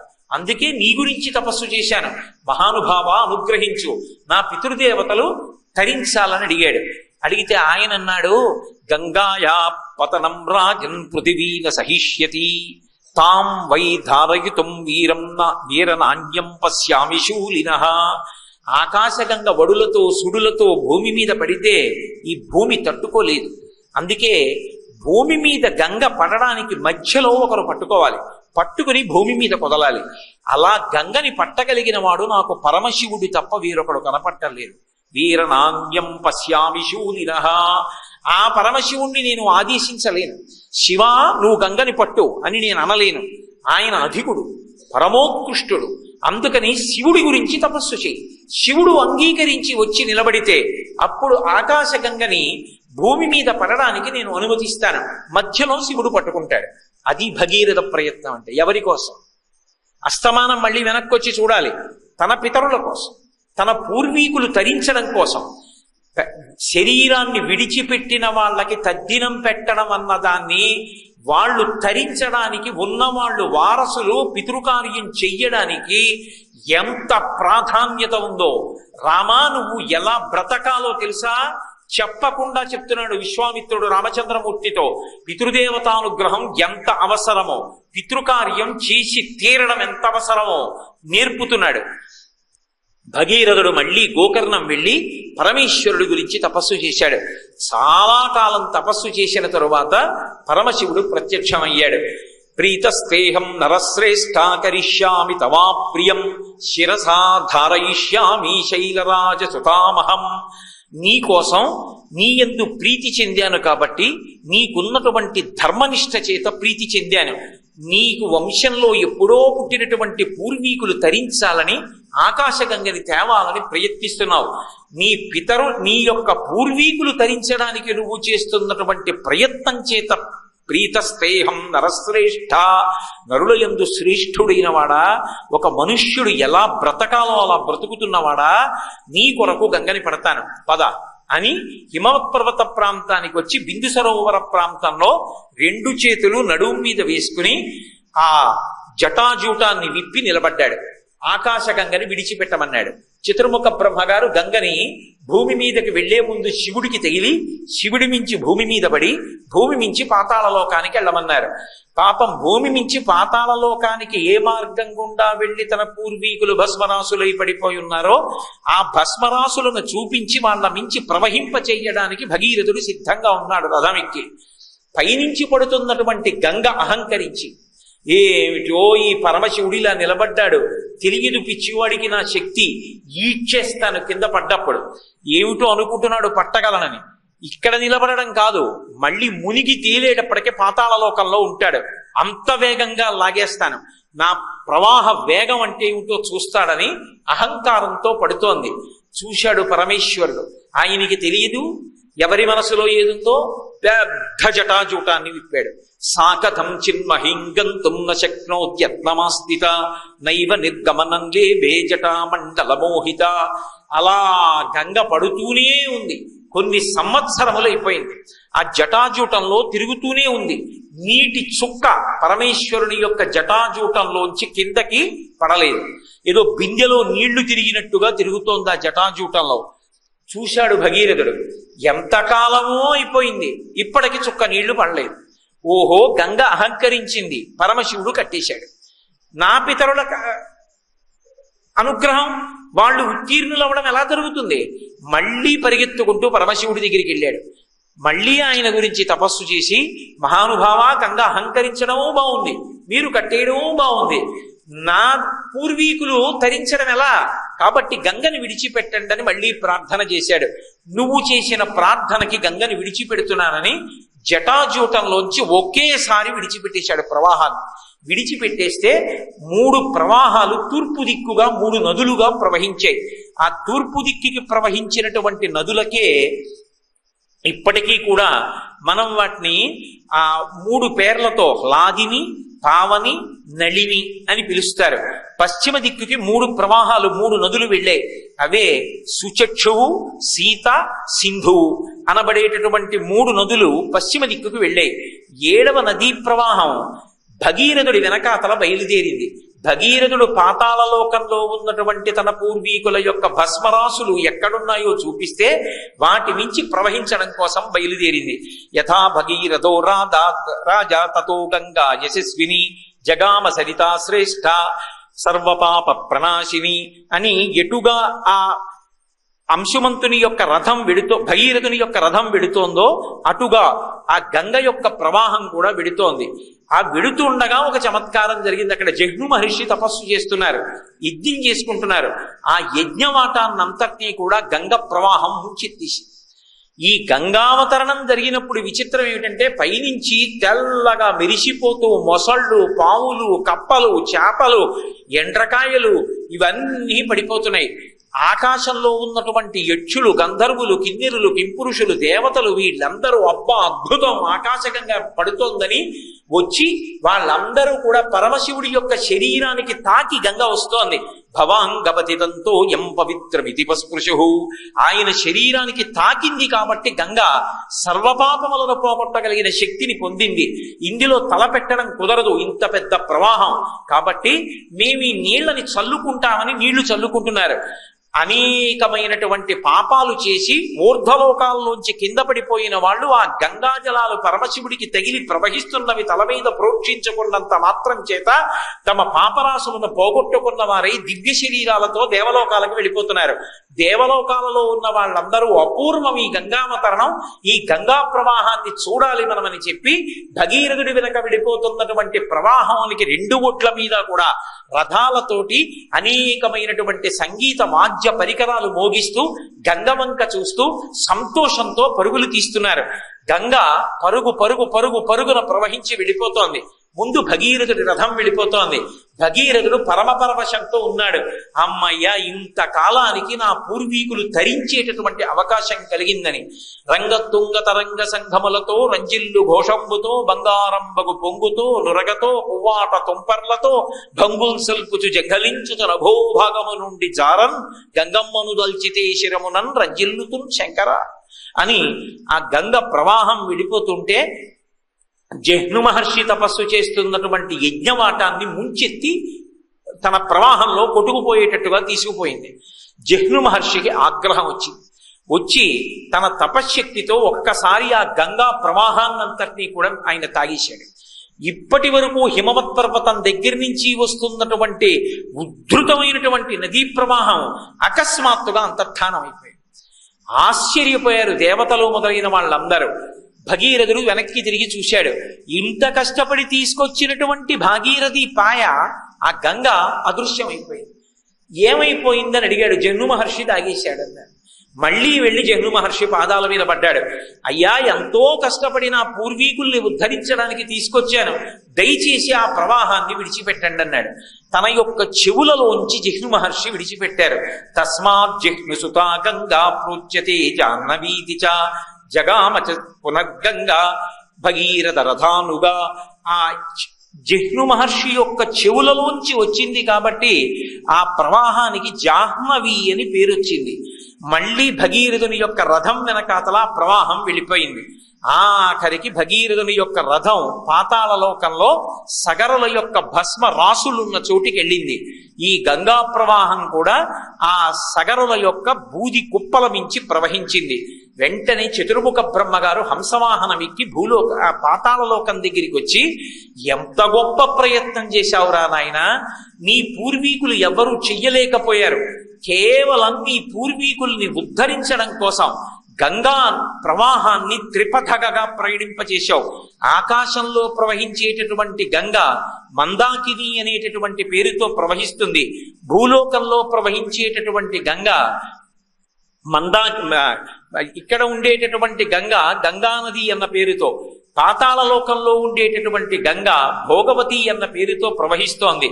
త్రిపదగయై భాగీరథి, భోగవతి, మందాకిని అన్న పేర్లతో ప్రవహించేటట్లుగా చేసి 3 లోకములలోకి గంగా ప్రవాహాన్ని తీసుకొచ్చి నీ పూర్వీకుల్ని ఉద్ధరించావు.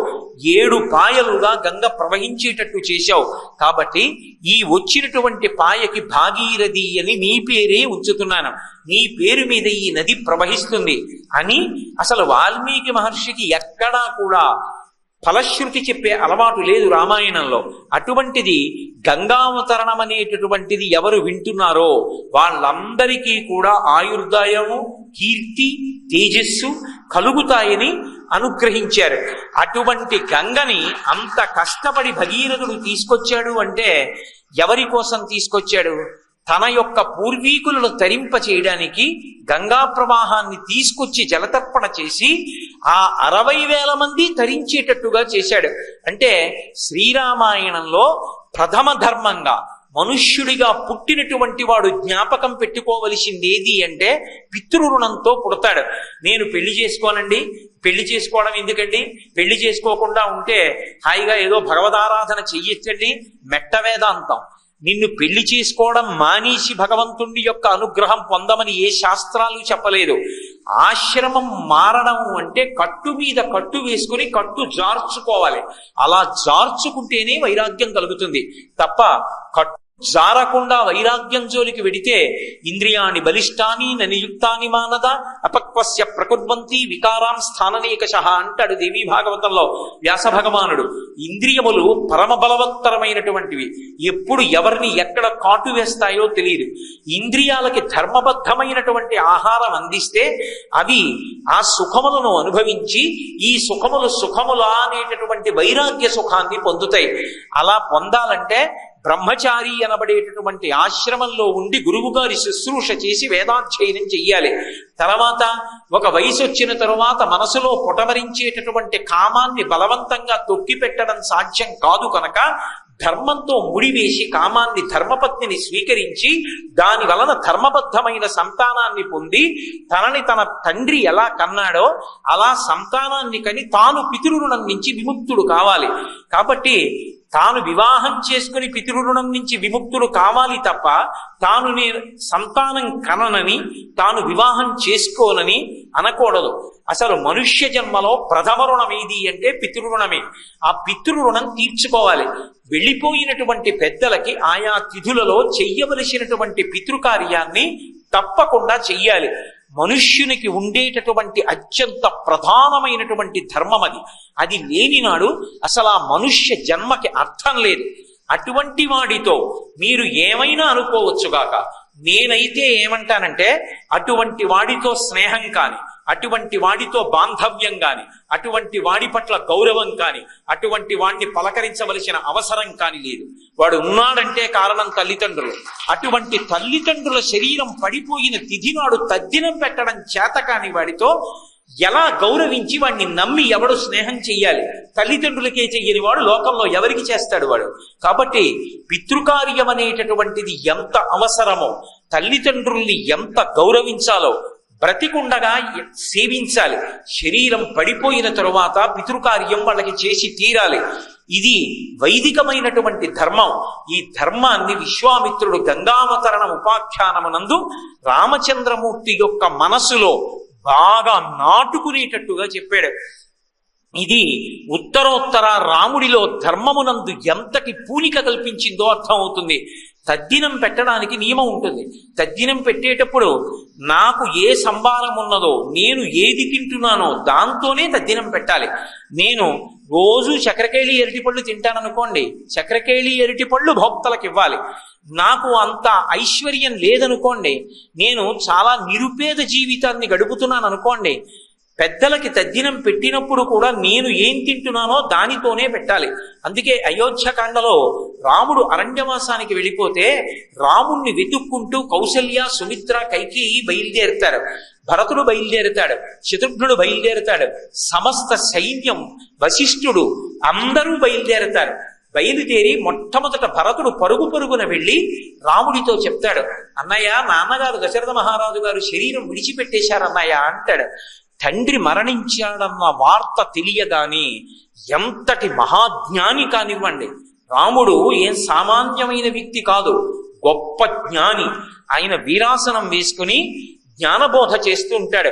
అందుకే ఇప్పటికీ మనం ఒక శ్లోకం చెప్తుంటాం, వైదేహీ సహితం సురద్రుమతలే హైవే మహామండపే మధ్యే పుష్పకమాసనే మణిమయే వీరాసనే సుస్థితం అగ్రేవాతయతి ప్రభంజన సుతే తత్వం మునిభ్య పరం వ్యాఖ్యాంతం భరతాదిభి పరివృతం రామం భజే శ్యామలం అని.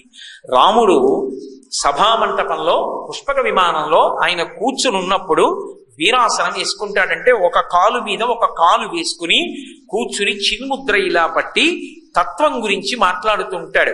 అలా మాట్లాడుతున్నప్పుడు సభలో భరతుడు ఉంటాడు, యువరాజు, ఇతర సోదరులు ఉంటారు, ఇతరులైనటువంటి పెద్దలు ఉంటారు. వ్యాఖ్యాంతం భరతాదిభి పరివృతం రామం భజే శ్యామలం. భరతుడితో పాటుగా అనేక మంది మునులు కూడా ఉంటారు. ఆయన దగ్గర తత్వం వింటూ ఉంటారు. అసలు ఆనవాయితీ ప్రకారం అయితే రాజు ముందు ఎవరు కూర్చోవాలి? యువరాజు కూర్చోవాలి ముందు వరుసలో. ముందు వరుసలో యువరాజు కూర్చోడు. ఎవరు కూర్చుంటారంటే హనుమ కూర్చుంటారు. ఎందుకని అంటే జ్ఞాన సముపార్జన యందు అంతటి నిష్ఠాగరిష్ఠుడైన వాడు. జ్ఞానాన్ని పొందడంలో గురువు గారు చెప్తున్నప్పుడు చెవులు దొప్పలు చేసుకుని జుర్రగలిగినటువంటి వాడు. కదలిక లేకుండా గురువు గారు చెప్తున్న మాటల్ని అంత శ్రద్ధతో వినేటటువంటి వాడు స్వామి హనుమ కనుక ఆయనని ముందు కూర్చోబెట్టుకుంటారు. అందుకే అగ్రేవాచయతి ప్రభంజన సుతే తత్వం మునిభ్య పరం వ్యాఖ్యాంతం భరతాదిభి పరివృతం రామం భజే శ్యామలం. మహాజ్ఞాని, ఆయనకి తెలియని విషయమేం లేదు. సుందరకాండలో హనుమంటారు, యజుర్వేద వినీతశ్చ వేద విద్భి సుపూజిత ధనుర్వేదీ చ వేదీషు వేదాంగేషు నిశ్చిత అంటారు రాముడి గురించి. అన్ని వేదములు చదువుకున్నటువంటి వాడు, అన్ని విషయములు కరతలామలకములు. అటువంటి రామచంద్రమూర్తి అంత జ్ఞానం ఉన్నటువంటి వాడు. తండ్రి అయినటువంటి దశరథ మహారాజు గారు మరణించారన్న మాట వినగానే ఎంత శోకానికి గురి అయ్యాడు. తండ్రి మరణించాడు అన్న మాట వింటే ఆయన వయసుతో సంబంధం లేదు. తండ్రి తండ్రే. తండ్రి లాంటి వ్యక్తి, తల్లి లాంటి వ్యక్తి ఇక లోకంలో ఉండడు. తండ్రి ఎంత వృద్ధుడైపోనివ్వండి, తన కడుపున పుట్టినటువంటి బిడ్డల యొక్క క్షేమం కోసం అహరహం ఆలోచిస్తూ ఉంటాడు. భగవంతుడిని ప్రార్థన చేస్తుంటాడు. సాక్షాత్ పరమేశ్వరుడు తండ్రి రూపంలో ఉంటాడు. అటువంటి తండ్రి వెళ్ళిపోయిన వాడు అంత గొప్పగా తన సుఖం గురించి ఆలోచించేవాడు, తన సుఖం గురించి కోరుకునేవాడు ఇక లేడు. అటువంటి తండ్రి వెళ్ళిపోయాడు. గుండెలు బాదుకుని రామచంద్రమూర్తి అంతటి వాడు కంటి వెంట బాష్పధారలు కారుతుండగా ఏడ్చాడు. తండ్రి శరీరం పడిపోతే, తండ్రి మరణిస్తే పెద్దవారు అయిపోయారండి, నాన్నగారి గురించి ఏడుపు ఏమిటండి, ఈ మాట అనడానికి వీల్లేదు. ధర్మము ధర్మమే, తల్లిదండ్రుల పట్ల ఆ భక్తి ఉండవలసిందే. కౌసల్యామాత వెనక మెల్లమెల్లగా నడుస్తూ వచ్చింది. పాపం అప్పటికే కడుపున పుట్టిన కొడుకు అరణ్యవాసానికి వెళ్ళిపోయాడు, పెద్ద కోడలు అరణ్యవాసానికి వెళ్ళిపోయింది. అవతల చూస్తే భర్త గారు దశరథ మహారాజు గారు శరీరం విడిచిపెట్టేశాడు. ఆవిడ ఏడిచినట్టుగా ఉంది. అంత నీరసపడిపోయి ఉన్న కౌసల్య రామభద్రుడు పైనున్నాడని తెలిసి ఆయన కోసం మెల్లమెల్లగా ఆ బండలు తాకుతూ ఎక్కుతూ ఉంటే ఒక చోట తద్దినం పెట్టడం కోసమని చెప్పి పరిచినటువంటి దర్భల మీద గారపిండి ముద్దలు కనబడ్డాయి. ఆ గారపిండి ముద్దలు చూసి ఎంత ఏడ్చిందో కౌసల్య. ఈ దర్భలు తద్దినం కోసమే, పితృదేవతలకి అందించడం కోసం, పిడచలు పెట్టడం కోసం పరచబడ్డాయి. వీటి యొక్క కొసలు ఉన్న దిక్కు చూస్తే తెలుస్తోంది వీటి మీద గారపిండి ముద్ద ఉంది. అంటే తాను ఏది తింటున్నాడో దాంతోటే తద్దినం పెట్టాలి. ఇవాళ నా కొడుకు రాముడు గారపిండి ముద్ద పెట్టాడంటే తినడానికి కడుపు నిండా భోజనం కూడా లేదనమాట. ధర్మానికి కట్టుబడి గారపిండి పర్ణశాలలో ఉంచుకొని అందులో నీళ్లు కలుపుకొని గారపిండి ముద్ద తింటున్నాడు అనమాట. ఆ గారపిండి ముద్దతోటే తద్దినం పెట్టాడని ఆవిడ ఎంత ఏడుస్తుందో.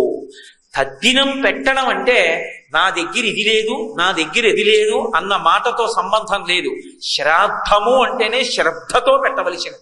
అయ్యో నా తండ్రి నా తల్లి శరీరం విడిచిపెట్టేశారు, ఏడాదికొక్క తిథి వాళ్ళని స్మరించి వాళ్ళు నిన్ను ప్రేమతో పెంచినటువంటి విషయాన్ని జ్ఞాపకం తెచ్చుకుని నీకు ఏది ఉందో దానితో తద్దినం పెట్టాలి.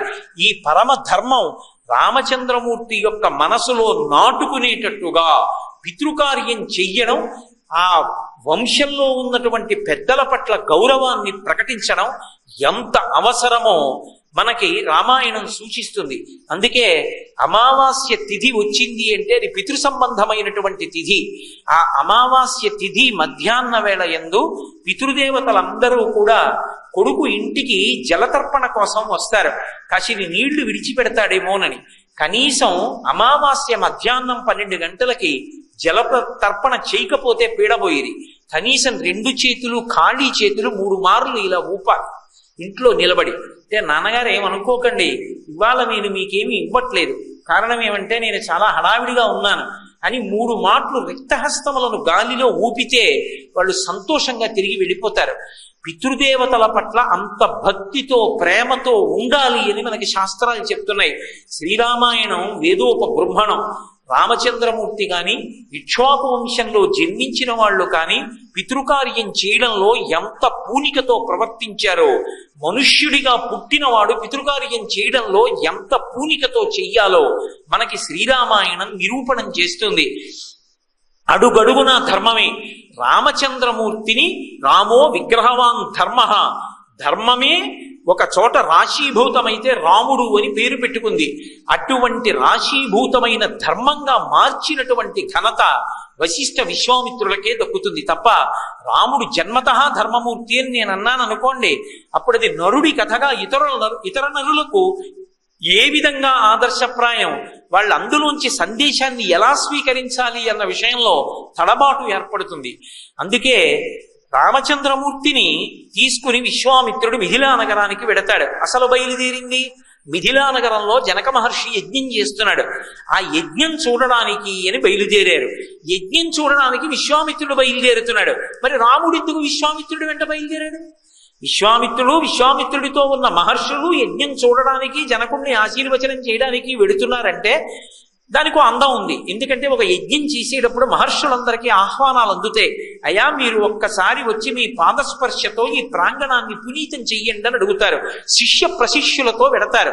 రాముడు ఎందుకు బయలుదేరాడు? రాముడు బయలుదేరడం వెనక ఒక రహస్యం ఉంది. 1,00,000 గ్రంథములు చదివి నేర్చుకునే దానికన్నా గురువుగారి వెంట వెళ్ళి గురువుగారు చెప్పింది విని గురువుగారు ఎలా ప్రవర్తించారో అలా ప్రవర్తించడం నేర్చుకోవడం చాలా తేలిక. అందుకే ధర్మానుష్ఠానాన్ని గురువుగారి వెంట వెళ్ళి నేర్చుకోవచ్చు. గురువుగారు చెప్పిన మాటలు వినడం కన్నా కొత్తగా చదవడానికి నేర్చుకోవడానికి ఏమీ ఉండదు. అందుకే గురువు వెంట వెళ్ళిపోయాడంటే దదౌ కుశికపుత్రాయాస ప్రీతేనంతరాత్మన, దశరథుడు ఎలా ఇచ్చేశాడో అలా గురువు గారి వెంట వెళ్ళిపోయాడంతే. వెళ్ళిపోయి జనక మహారాజు గారి యొక్క యజ్ఞవాటాన్ని చేరుకున్నారు.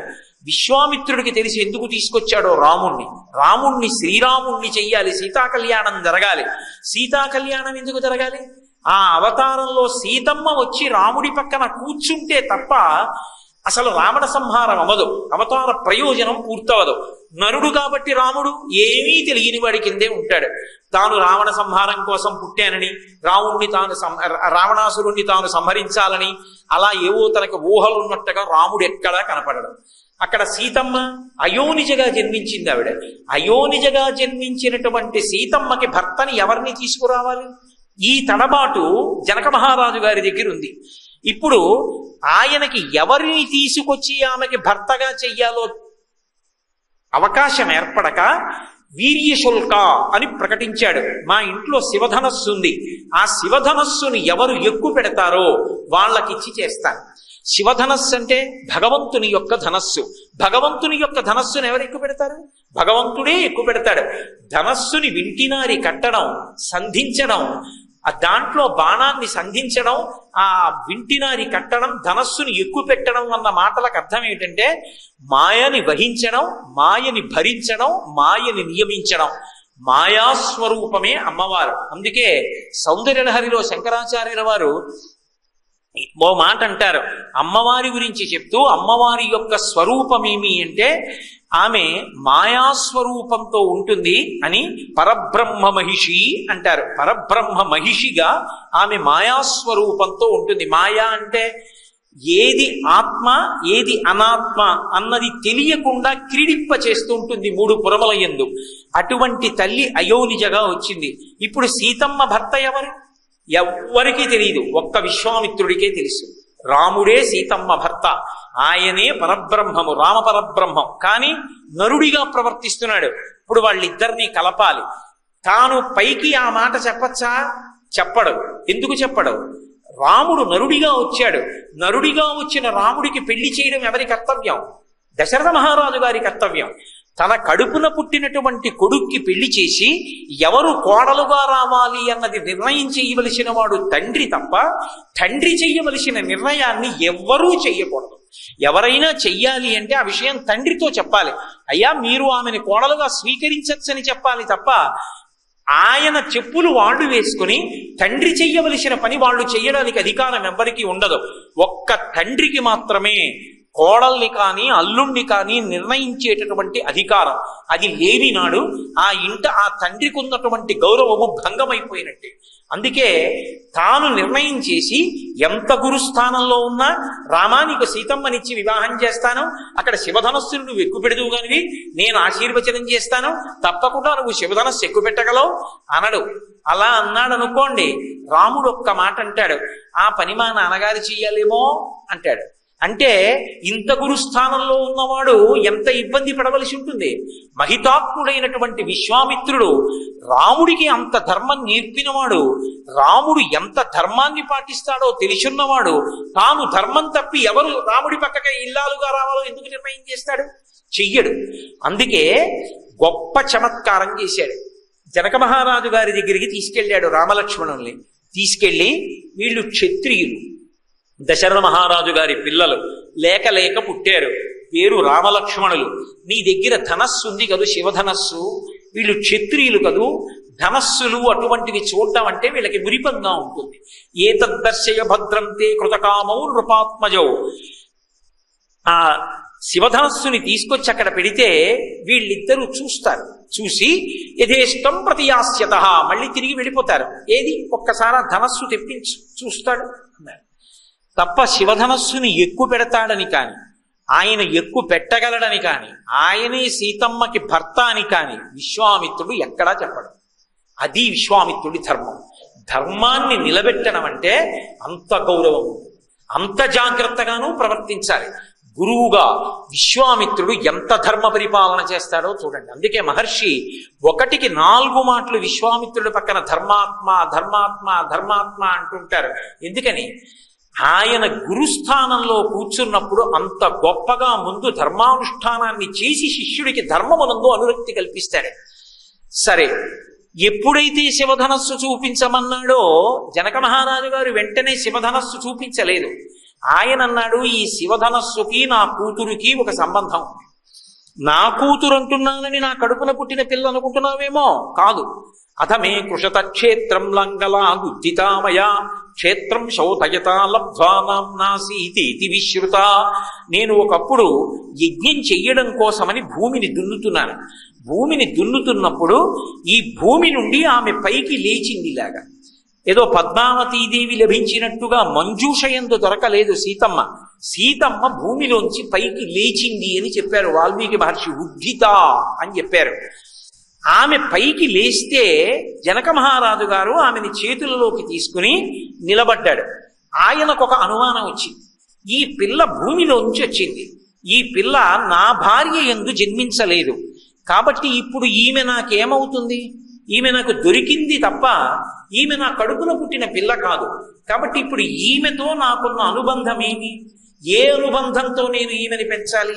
ఎందుకని ఆ మాట రావాలి అంటే, ఏ అనుబంధంతో పెంచుతున్నాడో దాన్ని బట్టి ఆయన ధర్మం ఉంటుంది. ఒక కూతురుగా పెంచాడనుకోండి, యోగ్యుడైనటువంటి అల్లుణ్ణి తేవడం ఆయన ధర్మం అవుతుంది. కాదు, ఆమె పరదేవతా స్వరూపిణి అంతవరకే ఉంటుందనుకోండి, నరకాంతగా ప్రవర్తించదనుకోండి, అప్పుడు ఆ ధర్మం వేరుగా ఉంటుంది. ఆయన కూడా ఆవిడ పాదాల మీదే పడవలసి. అందుకని జనకునికి అనుమానం వచ్చింది, రామాయణం అంతా ధర్మమే. ఈ రెండు చేతులతో పిల్లని పట్టుకుని నిలబడి ఆలోచించాడు. అంతరిక్షే చవాగుప్త ప్రతిమా మానుషీకిలా. అయోధ్యకాండలో చెప్తుంది సీతమ్మ తల్లి ఈ శ్లోకాన్ని, అనసూయమ్మతో చెప్పింది.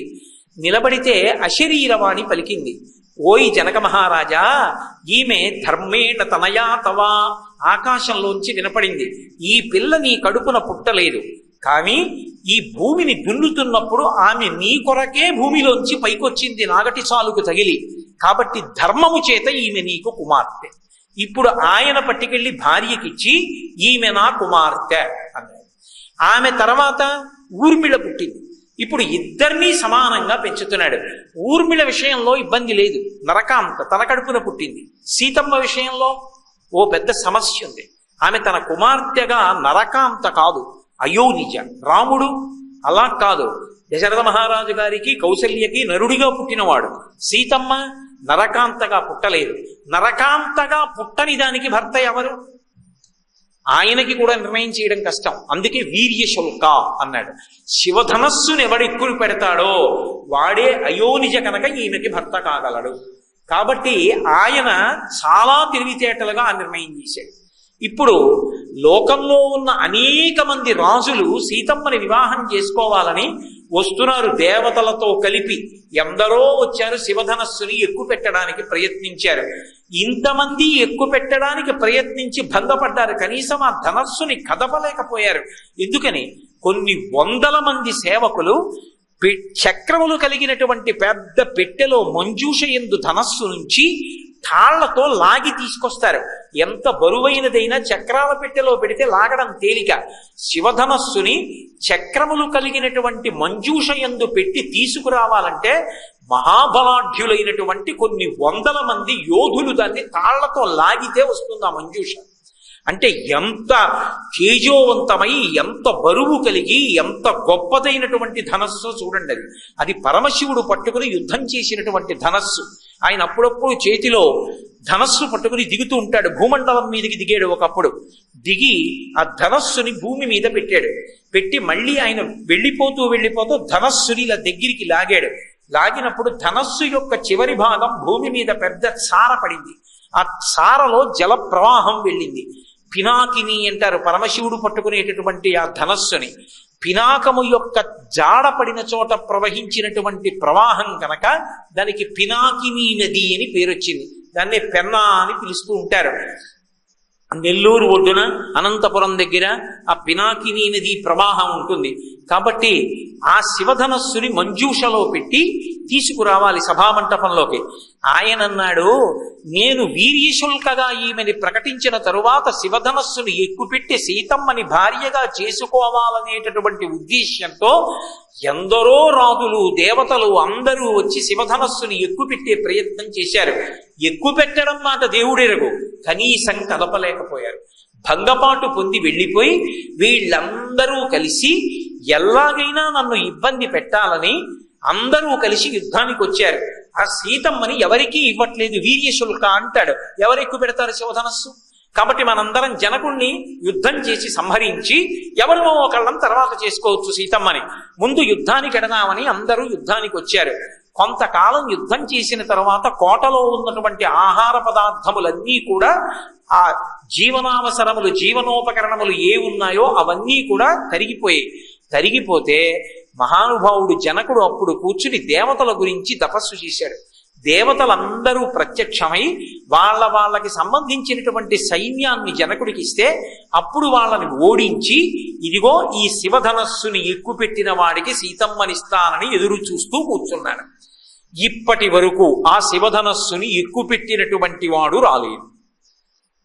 ఒకవేళ రామచంద్రమూర్తిని లక్ష్మణస్వామిని నువ్వు తీసుకొచ్చావు విశ్వామిత్ర మహర్షి, శివధనస్సుని చూపించమంటున్నావు, చూపిస్తాను. చూపించిన తరువాత పిల్లవాడు ధనస్సుని ఎక్కువ పెడతానంటే నాకు అభ్యంతరం లేదు. ఒకవేళ ఎక్కువ పెట్టగలిగితే ఏం చేస్తానో తెలుసా? ఇజ్జదారోపణం మునేహే సుతాం అయోనిజాం సీతాం దద్యాం దశరథేరహం ప్రతిజ్ఞ చేశాడు విశ్వామిత్రుడు. నిజంగా ఒకవేళ రాముడు కాని ఈ ధనస్సుని కదిపి పైకెత్తి వింటినారిని కట్టి వింటినారిని ఆకర్ణాంతము లాగి సంధిస్తే నా కుమార్తె, ఎన్ని విశేషణాలు వేశాడో తెలుసా? సుతాం, నా కూతురు. ఎందుకంటే అంతరిక్షం చెప్పింది నీ కూతురేనని. సుతాం అయోనిజాం, అయోనిజ భూమిలోంచి పైకి లేచింది. సీతాం, ఆమె పేరు సీత, తనకి తాను పెట్టుకుంది, నేను పెట్టలేదు సీత అని. దద్యాం దశరథేరహం, దశరథ మహారాజు యొక్క కుమారుడైన ఈ రాముడికి ఆమెని భార్యగా ఇస్తాను, కన్యాదానం చేసిస్తాను అని వెంటనే ఒక పెద్ద నవ్వు నవ్వి అన్నాడు, అసలు దేవతలు మొదలైనటువంటి వాళ్లే ఎక్కువ పెట్టలేకపోయారే, సామాన్యమైనటువంటి నరుడు, ఒక మనుష్యుడు, ఇటువంటి వాడు ఎలా ఎక్కువ పెడతాడు? ఎక్కువ పెట్టలేడు. పైగా ఆ శివధనస్సుని ఎక్కువ పెట్టడం అంటే మాటలా? దాన్ని ఎక్కువ పెట్టాలి, దాంట్లో బాణాన్ని సంధించాలి, ఆకర్ణాంతము వింటినారిని లాగాలి సంధించడానికి ముందు. ఇన్ని ఎక్కడి చెయ్యగలడు? పగతిర్మానుషానంచ ధనుషస్య ప్రపూరణే ఆరోపణే సమాయోగే వేపనే తొలనే పివా. ఒక నరుడు చెయ్యలేడన్నాడు. విశ్వామిత్రుడు అన్నీ విన్నాడు. ఆయన త్రికాలవేది, ఆయనకు అన్నీ తెలుసు. రాముడు ఎక్కువ పెట్టగలడని తెలుసు, కానీ ఏమీ మాట్లాడు. ఒక చిరునవ్వు నవ్వి, విశ్వామిత్రస్తు ధర్మాత్మా శ్రుత్వా జనకభాషితం. చక్కటి శ్లోకాన్ని ఇస్తారు మహర్షి.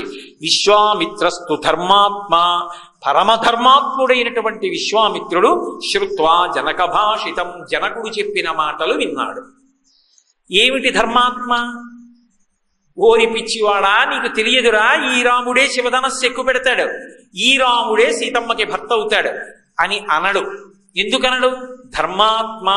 ఆ మాట అనవలసిన వాడు సీతమ్మ రాముడికి తగిన భార్య అని చెప్పవలసిన వాడు దశరథుడు. తాను అనకూడదు ఆ మాట.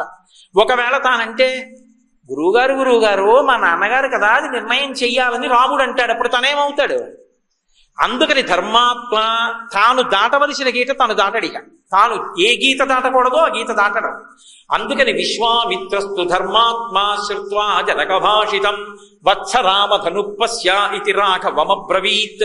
రామ ఎక్కుపెట్టు అన్నాడు అనుకోండి, గురువుగారు తీరా ఎక్కుపెట్టిన తర్వాత పిల్లనిస్తానంటారేమో అంటాడు కదా రాముడు. మా నాన్నగారు ఉండాలి కదా తనకి అంటాడేమో.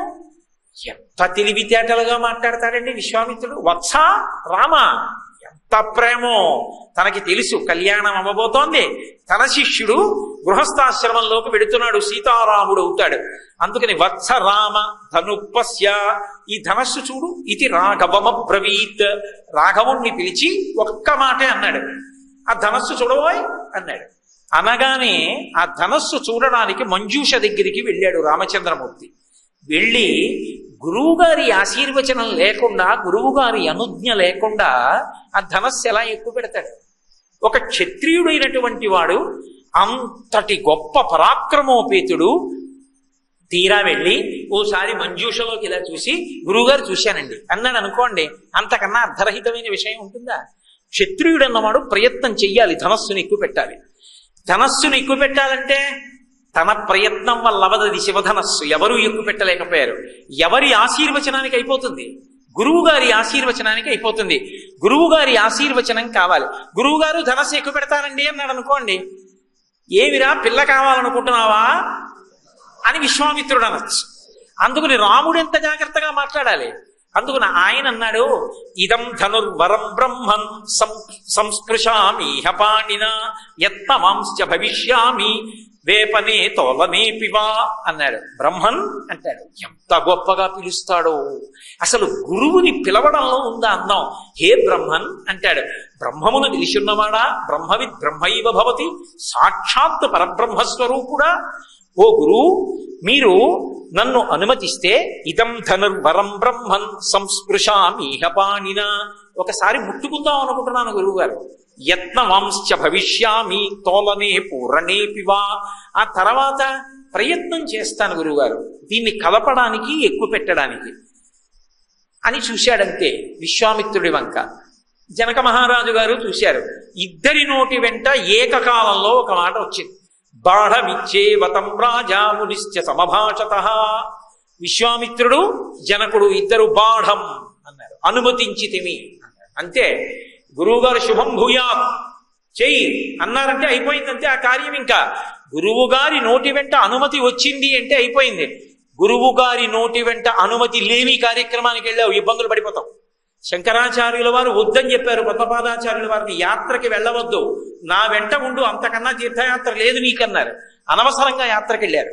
యాత్రకెడితే బుద్ధిమాంద్యం వచ్చేటటువంటి పదార్థాన్ని తినిపించేశాడు మేనమామ. అన్నీ మర్చిపోయారు. ఆఖరికి తను రాసిన పుస్తకాలు కూడా తను మర్చిపోయారు. మళ్ళీ శంకరాచార్యుల వారి దగ్గరికి వస్తే ఎప్పుడో ఒక్కసారి ఇలా చూసింది మళ్ళీ యథాతథంగా చెప్పేశారు శంకరుడు. శంకరుడు అనుగ్రహంతో మళ్ళీ వచ్చింది శక్తి. కాబట్టి బాఢం అనుమతించాను, ఎత్తు ముట్టుకో, దాన్ని ఎక్కువ పెట్టి అన్నాడు. విశ్వామిత్రుడు జనక మహారాజు గారు ఎప్పుడైతే ఇలా అన్నారో, జనక మహారాజు గారి ఉద్దేశం ఏమిటంటే అందరిలాగే ఏదో పాపం కదుపుదాం అనుకుంటాడు, రెండు చేతులు పెడతాడు, కదుపుదాం అనుకుని ఏమనుకోకండి అని చెప్పి నమస్కారం పెట్టి వెళ్ళిపోతాడు అని చూస్తున్నాడు. ఎంతమంది వచ్చారు ఇప్పటికీ? వచ్చిన వాళ్ళందరూ అదేగా చేసింది. పైగా తక్కువ చూపి ఏమిటి? కొగ తిర్మానుషానంచ ధనుషస్య ప్రపూరణే. నరుడు పిల్లవాడు మనుష్యుడు ఏమి ఎక్కువ పెడతాడు? ఎక్కువ పెట్టలేడు అని అనుకున్నారు. అనుకుంటే ఆయన ఏం చేశాడు? అకస్మాత్తుగా ఆరోపయిత్వా ధర్మాత్మా పూరయామాస తద్ధను తద్భంజ ధనుర్మధ్యే నరశ్రేష్ఠో మహాయశాః. ఒక్కసారి ఆ ధనస్సు అందరూ చూస్తుండగా పైకెత్తడం, ఆ వింటి నారిని కట్టడం, వంగి దాన్ని ఆ పట్టుకోవడం, ఆ వింటి నారిని ఆకర్ణాంతం లాగడం, పెళపెళ ధ్వనులతో శివధనస్సు భంగమైపోయి పడిపోవడం ఒక్క క్షణంలో జరిగిపోయాయి. జరిగిపోవడం ఏమిటి? సభలో ఉన్న ఇంతమంది మూర్ఛపడిపోయారు. మూర్ఛ పడిపోకుండా మిగిలిన వాళ్ళు నలుగురే, రామలక్ష్మణులు, విశ్వామిత్రుడు, జనక మహారాజు గారు. అంతే. ఒక్కసారి కూర్చున్న ఆసనంలోంచి పైకి లేచాడు ఆ జనక మహారాజు గారు. అత్యద్భుతమచించ అతర్కితమిదం యా అన్నాడు. భగవన్ దృష్ట వీర్యో మే రామో దశరథాత్మజ. రాముడు దశరథాత్మజుడు. అత్యద్భుతమచించ అతర్కితమిదం యా, ఇది పరమాద్భుతం. నాకు అర్థమైపోయింది. శివధనస్సుని ఎక్కుపెట్టాడంటే ఈ భూమి మీద నరుడిగా నడయాడుతున్న పరబ్రహ్మం ఎవరో నాకు అర్థమైంది. ఇది జనక మహారాజు గారి యొక్క సంతోషం. కానీ అలా అంటే ఒప్పుకుంటాడా? నేను నరుడు అంటాడు రాముడు తప్ప నేను పరబ్రహ్మాన్ని అండం. కాబట్టి అదిగో నాకు నా అల్లుడు వచ్చేశాడు. జనకానాం కులే కీర్తిమాహరిష్యతి మే సుత సీతా భర్త రమాసాధ్య రామం దశరథాత్మజం. దశరథాత్మజుడైనటువంటి రాముడు అదిగో నా అల్లుడిగా దొరికాడు. అబ్బా, మా జనక వంశమంతా తరించిపోయింది. నా తల్లి సీతమ్మకి తగిన భర్త లభించాడు. విశ్వామిత్ర మహర్షి, నీకు నమోవాక్కములు, నా అల్లుడిని తీసుకొచ్చావు. పరమ సంతోషంతో బంగారు పాత్రలో నీళ్లు పట్టుకుని నీకు కన్యాదానం చేస్తానయా, సీతమ్మనిస్తానని వెళ్ళాడు. కానీ ఆ తర్వాత విశ్వామిత్రుడి యొక్క ఆజ్ఞ మేరకే దశరథ మహారాజు గారికి కబురు చేశారు అని మాత్రమే బాలకాండలో రాశారు. కానీ అసలు సీతా కళ్యాణ రహస్యాన్ని సీతమ్మ అయోధ్యకాండ చిట్ట చివర అత్రి మహర్షి భార్య అయిన అనసూయమ్మతో చెప్పింది. అనసూయమ్మ అడిగింది, ఏమమ్మా సీతారామ కళ్యాణం గురించి అంతగా చెప్తూ ఉంటారు కదా, ఒక్కసారి వినాలనుంది, ఏది మీ కళ్యాణం ఎలా జరిగిందో ఒక్కసారి నాకు చెప్దు అంది.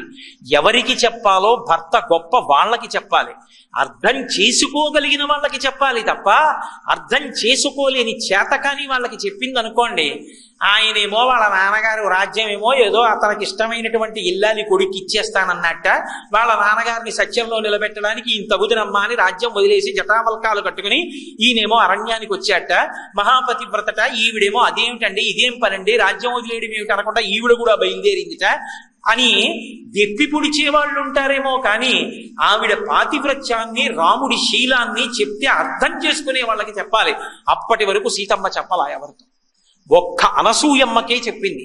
అనసూయమ్మకి చెప్పింది అంటే ఆ తల్లి అంతటి మహాపతివ్రత, సూర్యుని యొక్క గమనాన్ని ఆపేసింది ఆవిడ. ఒకప్పుడు ఇంకొక పతివ్రత యొక్క మంగళసూత్రం కోసం క్షామం వస్తే ఆమె తన పాతివ్రత్యంతో కొన్ని వేల మందికి అన్నం పెట్టింది.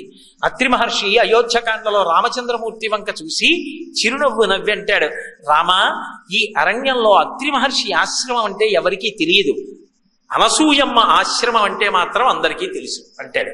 అంటే ఆ తల్లి త్రిమూర్తులకు కన్న తల్లి, అంతటి మహా గొప్పది. అత్రి అత్రే, అనసూయమ్మ అనసూయమ్మే. ఆ అత్రి అనసూయ ఆ గోత్రానికి అంతటికీ కూడా మొదటి స్థానంలో ఉన్నటువంటి ఆత్రీస గోత్రంలో పుట్టినటువంటి వాళ్ళు ధన్యులు. కాబట్టి ఆ అనసూయమ్మ ఉన్నదే తల్లి. ఆ తల్లి అడుగుతుంది, ఏది సీత మీ కళ్యాణం గురించి చెప్పు, ఒక్కసారి వినాలనుంది అని. అప్పుడు చెప్పింది సీతమ్మ, అమ్మా రాముడు శివధనుర్భంగం చేశాడు, మా నాన్నగారు పరుగు పరుగున వెళ్ళారు, వెళ్ళి కన్యాదానం చేస్తాను రామా అన్నారు. అంటే రాముడు కన్యాదానం పట్టుకోలేదు, పుచ్చుకోలే. అది విశ్వామిత్రస్తు ధర్మాత్మ, అది విశ్వామిత్రుడి గొప్పతనం. ఆయన అన్నాడు, ఇవ్వడానికి మీరెవరు, పుచ్చుకోవడానికి నేనెవరు, నా పక్కన భార్యాస్థానంలో ఆ పిల్ల కూర్చోవచ్చా కూర్చోకూడదా నిర్ణయం చెయ్యవలసిన వాడు మా తండ్రి ఒక్కడే.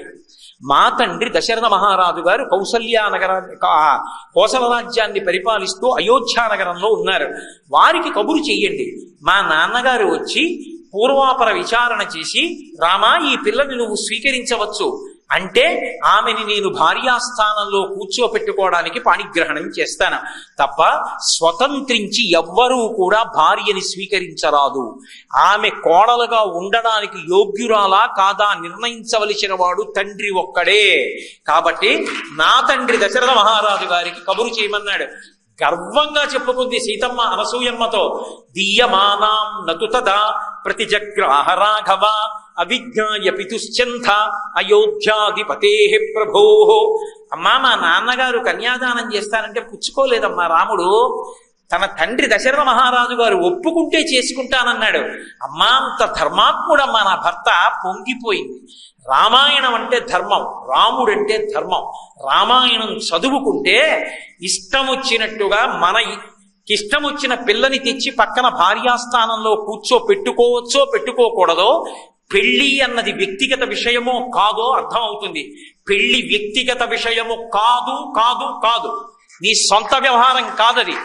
నువ్వు ఇష్టం వచ్చిన పెళ్లి చేసుకుంటే గుండెపోటు వచ్చి చచ్చిపోవడానికి తండ్రి ఉన్నాడు, సిగ్గుతో ఏడవడానికి తల్లి ఉంది, పెళ్లి అవ్వకుండా ఏడవడానికి అక్క చెల్లెళ్ళు ఉన్నారు. నిన్ను కని పెంచి పెద్ద చేసిన తండ్రి ప్రతి క్షణం నువ్వు చేసిన ధూర్త కార్యానికి ఎంత ఏడుస్తున్నాడో ఆ తండ్రి ఏడుపులు నీకు తగలవా? నీకు స్వతంత్రులవా? ఎలా నీ సొంత వ్యవహారం అయింది? అది నీ సొంత వ్యవహారం కాదు. పెళ్లి అనేటటువంటి దాంట్లో నీ భార్య ఎవరో నిర్ణయించవలసినది తండ్రి ఒక్కడే. రామాయణం యొక్క తీర్పు, రామచంద్రమూర్తి యొక్క నడవడి, ఇది మనకు ఆదర్శం. ఎవడు కథ రచన చేసినా, ఎవడు చలనచిత్రం చూపించినా, ఎవడు టీవీలో సీరియల్ చూపించినా దీనికి కట్టుబడి చూపిస్తేనే ధర్మం నిలబడుతుంది. చేతిలో కలం ఉందని, చూసేవాడు తేరగా దొరికాడని ఇష్టం వచ్చినట్టు చూపించడం మొదలు పెడితే అది ఉగ్రవాద చర్యల కన్నా భయంకరమైన చర్య. దాని వలన ధర్మము లుప్తమైపోతుంది, యువతీ యువకులు పాడైపోతారు. శ్రీరామాయణం ధర్మానికి పట్టాభిషేకం చేస్తుంది. ఎలా పెళ్లి చేసుకోవాలో, ఎవరిని భార్యాస్థానంలో కూర్చోపెట్టుకోవాలో చూపిస్తుంది. కుశనాభ స్కంధోపాఖ్యానంలో ఆడపిల్లలు తండ్రిని గౌరవించారు. ఇక్కడ రామచంద్ర ప్రభు అంత గౌరవించాడు, సీతమ్మ తండ్రిని అంత గౌరవించింది, ఊర్మిళ అంత గౌరవించింది, మాండవి గౌరవించింది, శృతకీర్తి గౌరవించింది. అందుకే ఇప్పటికీ వాళ్ళు చిరస్మరణీయులై మనందరి జీవితాలకి ఆదర్శప్రాయులై ఉన్నారు. కాబట్టి మహానుభావుడైన రాముడు సీతమ్మని స్వీకరించమంటే అమ్మా స్వీకరించలేదమ్మా అని అనసూయమ్మతో చెప్పింది. అంతటి ధర్మాత్ముడమ్మా నా భర్త.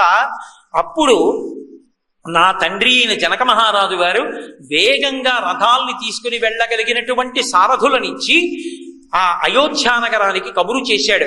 కబురు చేస్తే ఆ వెళ్ళినటువంటి దూతలు రామలక్ష్మణుల యొక్క సమాచారాన్ని చెప్పి తొందరగా బయలుదేరి మీరు వచ్చి నిర్ణయం చెయ్యవలసింది అని అతి తక్కువ మాటలతో బహుజాగ్రత్తగా మాట్లాడారు దశరథ మహారాజు గారితో.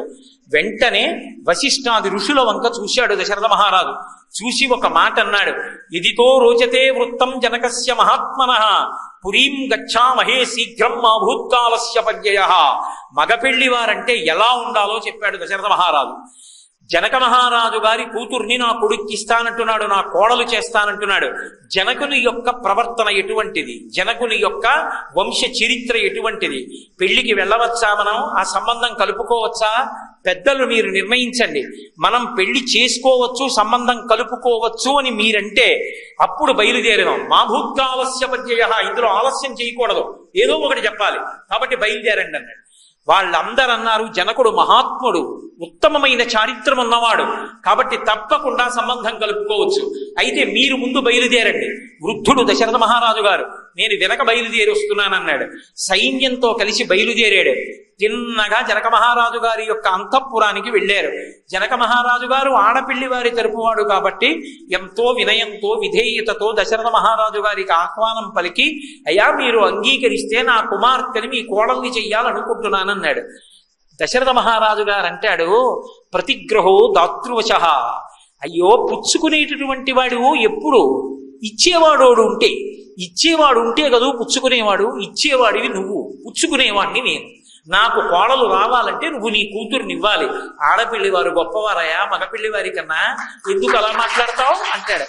అసలు ధర్మం అంటే ఏమిటో, ఎంత ప్రేమతో ప్రవర్తించాలో ఇచ్చి పుచ్చుకోవడంలో. పెళ్ళి అంటే రెండు వంశాలు కలవడానికి, రెండు కుటుంబాల మధ్య ప్రేమ ఏర్పడడానికి పునాది. అక్కడికి వెళ్ళి భోజనంలో అప్పడం కోసం, ఒడియం కోసం దెబ్బలాడుకోవడం కాదు. ఎంత గొప్పగా ప్రవర్తించాలో రామాయణం నేర్పుతుంది. దశరథ మహారాజు జనక మహారాజు ఇద్దరూ కూర్చున్నారు. ఇప్పుడు నిర్ణయం చెయ్యాలి, సీతమ్మని రామచంద్రమూర్తికి ఇచ్చి వివాహం చెయ్యవచ్చా. దశరథ మహారాజు గారు ఏమీ తెలుసుకోకుండా మీ అమ్మాయిని నా కోడల్ని చేసుకుంటున్నాను అనొచ్చా, అనకూడదు. జనక మహారాజు గారు శివధన భంగం చేశాడు కాబట్టి నా పిల్లనిస్తానని ప్రతిజ్ఞ చేశాడు, కానీ అవతల వారి గురించి ఏమీ తెలుసుకోకుండా ఇవ్వచ్చా, ఇవ్వకూడదు. కనుక్కోవాలి, అది తండ్రిగా తన కర్తవ్యం. అందుకే తన వంశం గురించి తాను మాట్లాడాడు అనుకోండి, ఏదో ముఖ్యమైనటువంటివి గొప్పకి సంబంధించినటువంటి విషయములు మాత్రమే మాట్లాడతాడు తప్ప అసలు ఏవి చెప్పాలో ఏవి చెప్పకూడదో వాటి విషయంలో దాపరికం ఉంటుంది. అందుకే అలా ఉండకూడదు అంటే తాను మాట్లాడలేదు దశరథ మహారాజు. తన పురోహితుడైనటువంటి వశిష్ఠ మహర్షిని పిలిచాడు.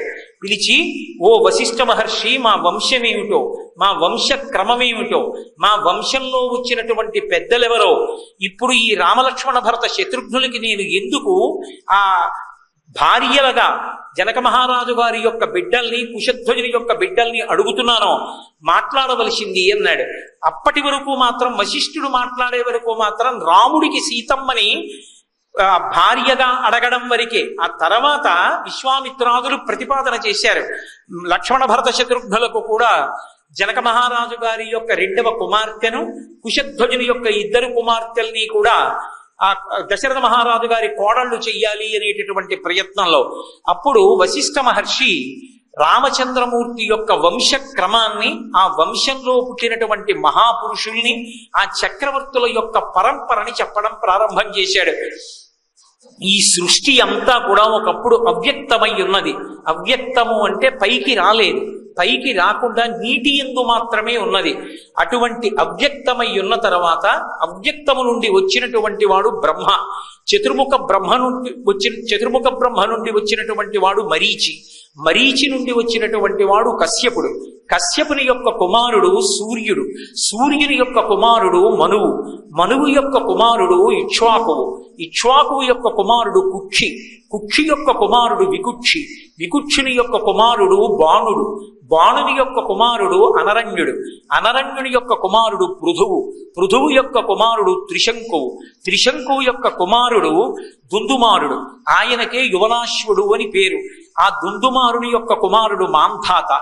మాంధాతకి సుసంధి. సుసంధికి ధ్రువసంధి ప్రసేనజిత్. ధ్రువసంధికి భరతుడు. భరతునికి అసితుడు. అసితునికి సగరుడు. సగరునికి అసమంజసుడు. అసమంజసునికి అంశుమంతుడు. అంశుమంతునికి దిలీపుడు. దిలీపునికి భగీరథుడు. భగీరథునికి కకుత్సుడు. కకుత్సునికి రఘువు. రఘువుకి ప్రవృద్ధుడు. ప్రవృద్ధునికి శంఖనుడు. శంఖనుడికి సుదర్శనుడు. సుదర్శనుడికి శీఘ్రగుడు. శీఘ్రగునికి మరువు. మరువుకి ప్రశిశ్రుకుడు. ప్రశిశ్రుకునికి అంబరీషుడు. అంబరీషుడికి నహుషుడు. నహుషునికి యయాతి. యయాతికి నాభాగుడు. నాభాగునికి మళ్ళీ మహానుభావుడైనటువంటి అజమహారాజు. ఆయన యొక్క కుమారుడు దశరథ మహారాజు. దశరథ మహారాజు యొక్క కుమారుడు రామలక్ష్మణ భరత శత్రుఘ్నులు. అందులో పెద్దవాడైనటువంటి వాడు రామచంద్రమూర్తి. ఈ రామచంద్రమూర్తికి జనక మహారాజా, నీ యొక్క కుమార్తె అయినటువంటి అయోనిజ అయిన సీతమ్మని భార్యగా స్వీకరించడానికి ప్రతిపాదన చేస్తున్నాం. ఇది ఇక్ష్వాకు మహారాజుల యొక్క వంశక్రమం. నీకు అంగీకారమైతే నీ కుమార్తె అయోనిజ అయినటువంటి సీతమ్మని దశరథ మహారాజు గారు కోడలిగా స్వీకరిస్తాడు. నీకు అంగీకారమేనా అని అడిగాడు. ఇక్ష్వాకు వంశాన్నంతటినీ విన్నాడు. ఎంతో సంతోషపడ్డాడు జనక మహారాజు గారు. మీరు ఇక్ష్వాకు వంశాన్ని చెప్పారు, మరి మా వంశక్రమాన్ని కూడా చెప్పాలి కదూ. తన యొక్క పురోహితుడైనటువంటి శతానందుణ్ణి పిలిచాడు. శతానందుడు గౌతమ మహర్షి యొక్క కుమారుడు. శతానందుణ్ణి పిలిచి మా యొక్క వంశక్రమాన్ని చెప్పమన్నాడు. జనక మహారాజు గారి యొక్క వంశక్రమంలో మొట్టమొదటి రాజు నిమి. నిమి యొక్క కుమారుడు మిధి. మిధి యొక్క కుమారుడు ఉదావసు. ఉదావసువు యొక్క కుమారుడు నందివర్ధనుడు. నందివర్ధనుడి యొక్క కుమారుడు సుకేతువు. సుకేతువు యొక్క కుమారుడు బృహద్రథుడు. బృహద్రథుని యొక్క కుమారుడు దేవరాతుడు. దేవరాతుని కుమారుడు మహావీరుడు. మహావీరుని కుమారుడు సుధృతి. సుధృతి యొక్క కుమారుడు దుష్టకేతువు. దుష్టకేతువు యొక్క కుమారుడు హర్యశ్వుడు. హర్యశ్వుని యొక్క కుమారుడు మరుడు. మరుని యొక్క కుమారుడు ప్రతీంధకుడు. ప్రతీంధకుని యొక్క కుమారుడు దేవమీఢుడు. దేవమీఢుని యొక్క కుమారుడు విభుధుడు. విభుధుని యొక్క కుమారుడు మహీధ్రకుడు. మహీధ్రుని యొక్క కుమారుడు కీర్తిరాతుడు. కీర్తిరాతుని యొక్క కుమారుడు మహారోముడు. మహారోముని కుమారుడు స్వర్ణరోముడు. స్వర్ణరోముని కుమారుడు హ్రస్వరోముడు. హ్రస్వరోమునికి ఇద్దరు కుమారులు. ఒకడు జనక మహారాజు గారు, ఒకడు కుశధ్వజుడు. జనక మహారాజు గారికి అయోనిజ అయిన పెద్ద కుమార్తె సీతమ్మ, రెండవ కుమార్తె ఊర్మిళ. కుశధ్వజునికి ఉన్నటువంటి ఇద్దరు కుమార్తెలు మాండవి, శృతకీర్తి. కాబట్టి ఇదిగో కుశధ్వజుడు జనక మహారాజు గారి యొక్క తమ్ముడు. పరమ ప్రేమతో తన తమ్ముడిని కూడా జనక మహారాజు గారు పిలిపించారు. కాబట్టి మీకు అంగీకారమైతే ఈ విదేహ వంశంలో పుట్టినటువంటి సీతమ్మ తల్లిని రామచంద్రమూర్తికి ఇచ్చి కన్యాదానం చేస్తామన్నారు. విశ్వామిత్ర వశిష్ఠాది మహర్షులందరూ అంగీకరించారు. పెద్దలైన మహర్షులు అంగీకరించారు కనుక దశరథ మహారాజు గారు అంగీకరించాడు. దశరథ మహారాజు గారు అంగీకరించాడు. జనక మహారాజు గారు అంగీకరించాడు. ఇప్పుడు సీతారామ కళ్యాణం జరగాలి. ఈలోగా విశ్వామిత్రాది మహర్షులు అన్నారు, జనక మహారాజా, నీ యొక్క రెండవ కుమార్తె యొక్క అయిన ఊర్మిళను, అలాగే నీ యొక్క తమ్ముడైన కుశధ్వజుని యొక్క కుమార్తెలైనటువంటి ఆ మాండవి, శృతకీర్తుల్ని భరత శత్రుఘ్నులకిచ్చి వివాహం చేద్దాం. నలుగురు ఆడపిల్లల్ని నలుగురు అన్నదమ్ములకి ఇచ్చి వివాహం చేద్దాం. మాకు ఇది అంగీకారం, మీకు కూడా అంగీకారమా అని అడిగారు. దశరథ మహారాజు గారు, జనక మహారాజు గారు ఇద్దరు అంగీకరించిన మీదట సీతారాములకు, లక్ష్మణస్వామికి, ఊర్మిళకి, భరతుడికి, మాండవికి, శృతకీర్తికి, శత్రుఘ్నుడికి చక్కగా వివాహాలు జరిగాయి. ఆ పాణిగ్రహణ మహోత్సవం పూర్తయింది. నలుగురు వివాహమై సంతోషంగా బయలుదేరి ఇంటికి వెడుతున్నారు. సీతారాముల యొక్క దాంపత్యం ఎంత ధార్మికంగా, ఎంత అందంగా ఉంటుందో చెప్తారు మహర్షి. ప్రియాతు సీతారామస్య దారాహ పితృకృతా ఇది గుణాద్రూప గుణాఛాపి ప్రీతిర్భూయోభ్యవర్ధత అంటారు. సీతం అంటే రాముడికి ఎంతో ఇష్టంట. ఎందుకంత ఇష్టం అంటే ప్రియాతు సీతారామస్య దారాహ పితృకృత ఇది. తన తండ్రి అయినటువంటి దశరథ మహారాజు గారు ఈమె నాకు తగిన భార్య అని చెప్పి తీసుకొచ్చి నాకు భార్యని చేశాడు. నా తండ్రి చేసినటువంటి నిర్ణయం, దశరథ మహారాజు గారు చేసినటువంటి నిర్ణయం కనుక, నా తండ్రి చేసిన నిర్ణయం కనుక ఈమె నాకు అనుకూలవతి. కాబట్టి నా తండ్రి నిర్ణయాన్ని తప్పు పట్టినట్టు ఈమె ఎందు ప్రేమగా లేకపోతే అని తండ్రి చేసిన సంబంధం అని మొట్టమొదట రాముడు సీతమ్మని ప్రేమించడం ప్రారంభం చేశాడు. మరి రామస్తు సీతాయా సహితం విజహార బహూనృతోన్ మనస్వీ తద్గతస్తస్య అని మహర్షి అంటారు. అనేక ఋతువులు రామచంద్రమూర్తి సీతమ్మతో కలిసి వనములలో విహారం చేశాడు. మనస్వీ తద్గతస్తస్య నిత్యం హృది సమర్పిత. రామచంద్రమూర్తి యొక్క మనస్సులో భార్యాస్థానంలో ఎప్పుడూ సీతమ్మ ఒక్కతే స్మరింపబడేది. సీతమ్మ తల్లి మనసులో ఎప్పుడూ రామచంద్రుడు ద్విగుళం బహుళం, 1కి 10 మార్లు భర్తృస్థానంలో పరమ గౌరవంతో కదులుతుండేవాడు. తండ్రి గారు చేసిన సంబంధం కాబట్టి రాముడు సీతమ్మని ప్రేమించాడు. సీతమ్మ రాముడిని ఎందుకు ప్రేమించాలి అంటే ఇది ఈ జాతి సంస్కారం. పుట్టిన పిల్లని ఆడపిల్ల అంటారు. ఇక్కడ పుట్టింది కానీ ఆమె నారాయణుణ్ణి వెతుక్కుంటూ వెళ్ళిపోతుంది. లక్ష్మి నా ఇంట నన్ను తరింప చేయడానికి పుట్టింది. ఆడపిల్ల, ఈడ ఉండే పిల్ల కాదు ఈ పిల్ల. ఆమె ఆ మెడలో మంగళసూత్రం కట్టి పాణిగ్రహణం చేసిన వాడి ముక్కు మొహం తెలియకపోయినా ఒకసారి మంగళసూత్రం కట్టి పాణిగ్రహణం చెయ్యగానే ఈయనే నాకు దైవం, ఈయనే నాకు ప్రత్యక్షమైనటువంటి భగవత్ స్వరూపమని ఆయనతో కలిసి వెళ్ళిపోవడం, తన వంశాన్ని వదిలిపెడుతుంది, తన ఇంటి పేరు వదిలిపెట్టేస్తుంది, తన పుట్టినిల్లు వదిలిపెట్టేస్తుంది, తన ఉన్న ఊరు వదిలిపెట్టేస్తుంది, తన వారన్న వారందరినీ వదిలిపెట్టేస్తుంది. ఇక తనకి రక్షకుడు, తన సుఖం, తన దుఃఖం, తన బాధ, తన ఆనందం అన్నీ ఆయనతోనే ముడివేసుకుని వెళ్ళిపోతుంది ఆడపిల్ల. అంతటి త్యాగమూర్తి అయి వెళ్ళిపోతుంది. కాబట్టే ఉత్తమురాండ్రైనటువంటి స్త్రీల వలన నెలకి 3 వానలలో 1 వాన కూస్తోంది అని చెప్పింది. అటువంటి ఆడపిల్లలకి ప్రాతినిధ్యం వహించేటటువంటి మహాపతివ్రత అయినటువంటి సీతమ్మ రామచంద్రమూర్తిని ఎందుకు మనసులో అంత గాఢంగా స్మరించి ఆయనని అనువర్తించింది అంటే రాముడు తన భర్త కనుక. కేవలము భర్త అన్న మాటకి ఆమె అంత సంతోషంతో, పరమ ఆనందంతో ఎప్పుడూ రాముణ్ణే మనసులో స్మరించేది తప్ప అన్యమైనటువంటి స్మరణ అసలు సీతమ్మ యొక్క మనసులో ఉండేదే కాదు. సీతారాముల యొక్క దాంపత్యం ఏ స్థాయికి చేరుకున్నది అంటే అసలు సీతారాములు ఎప్పుడూ కూడా ఒకరితో ఒకరు నోరు విప్పి మాట్లాడుకోవలసినటువంటి అవసరం కలగలేదు. వాళ్ళిద్దరూ మౌనం. రాముడు సీతమ్మ వంక చూస్తే రాముడి మనసు సీతమ్మకు అర్థమయ్యేది, సీతమ్మ రాముడి వంక చూస్తే సీతమ్మ మనసు రాముడికి అర్థమయ్యేది. వాళ్ళిద్దరూ కూడా ఒకరితో ఒకరు మాట్లాడుకోవలసినటువంటి అవసరం లేకుండా ఇద్దరి మనసులు ఒకటిగా ఉండేవి. ఆ దాంపత్యం అంత గొప్పదైంది. అందుకే సుందరకాండలో శిశుపావృక్షం మీద కూర్చుని కిందకి సీతమ్మ వంక చూసినటువంటి హనుమ ఒక మాట అంటారు. రామచంద్రమూర్తి బహుకరుణా హృదయుడు అనుకునేవాణ్ణి, కానీ దుష్కరం కృతవాన్ రామో ఈమమాం మత్తకాసినీం సీతాం వినా మహాబాహు ముహూర్తమపి జీవతి. ఇంత గొప్ప సీతమ్మ రాజ్యం వా స్త్రిలోకేషు సీతామా జనకత్మజ త్రైలోక్య రాజ్యం సకలం సీతాయామాప్నుయాత్కలాం. 3 లోకములలో ఉండేటటువంటి ఐశ్వర్యాన్నంతటినీ త్రాసులో ఒక పక్కన పెట్టి సీతమ్మని ఒక పక్కన పెడితే ఆ వైభవం అంతా కలిపి సీతమ్మలో 16వ వంతుకు సరిపోదు. అంత గొప్ప తల్లి అన్నారు. ఇటువంటి సీతమ్మని విడిచిపెట్టి రాముడు ఎలా బతకగలిగాడు? రాముడి గుండె కాదు బండ, అందుకని ఉండగలిగాడన్నారు అని వెంటనే ఒక మాట అన్నారు. ఈ సీతారాముల దాంపత్యం అంత గొప్పది. ఈ సీతారాములు ఇద్దరూ విడివిడి ఉన్నట్టుగా రాముడు అక్కడ, సీతమ్మ ఇక్కడ ఉన్నట్టు కనపడుతున్నారు, కానీ నిజానికి సీతారాములు 2 కాదు. అస్యాదేవ్యా మనస్తస్మిన్ తస్య చాస్యాం ప్రతిష్ఠితం తేనేయం సచి ధర్మాత్మా ముహూర్తమపి జీవతి. సీతమ్మ మనసు రాముడి దగ్గరుంది, రాముడి మనసు సీతమ్మ దగ్గరుంది. అందుకే సీతారాములు ఇద్దరూ ఎప్పుడూ ఒక్కటే తప్ప సీతమ్మ ఎప్పుడు ఆలోచించినా రాముడి గురించే. అడుగు తీసి అడుగు వేస్తే ఆ తల్లి ఆలోచించేది రాముడి యొక్క కీర్తి, రాముడి యొక్క వైభవం గురించి ఆలోచిస్తుంది. అంత కష్టంలో ఉండి రాముడు కనపడితే చాలని వెంపర్లాడిపోతూ ఆఖరికి తన కష్టం చెప్పుకోవడానికి కూడా పక్కన ఎవరూ లేనంత భయంకరమైన కష్టంలో ఉంది. ఇంకా రాముడికి కష్టం చెప్పుకోవడానికి హనుమ ఉన్నారు, లక్ష్మణస్వామి ఉన్నారు, సుగ్రీవుడు ఉన్నాడు, వానరులు ఉన్నారు, సీతమ్మకి ఎవరున్నారు? ఎవ్వరూ లేరు.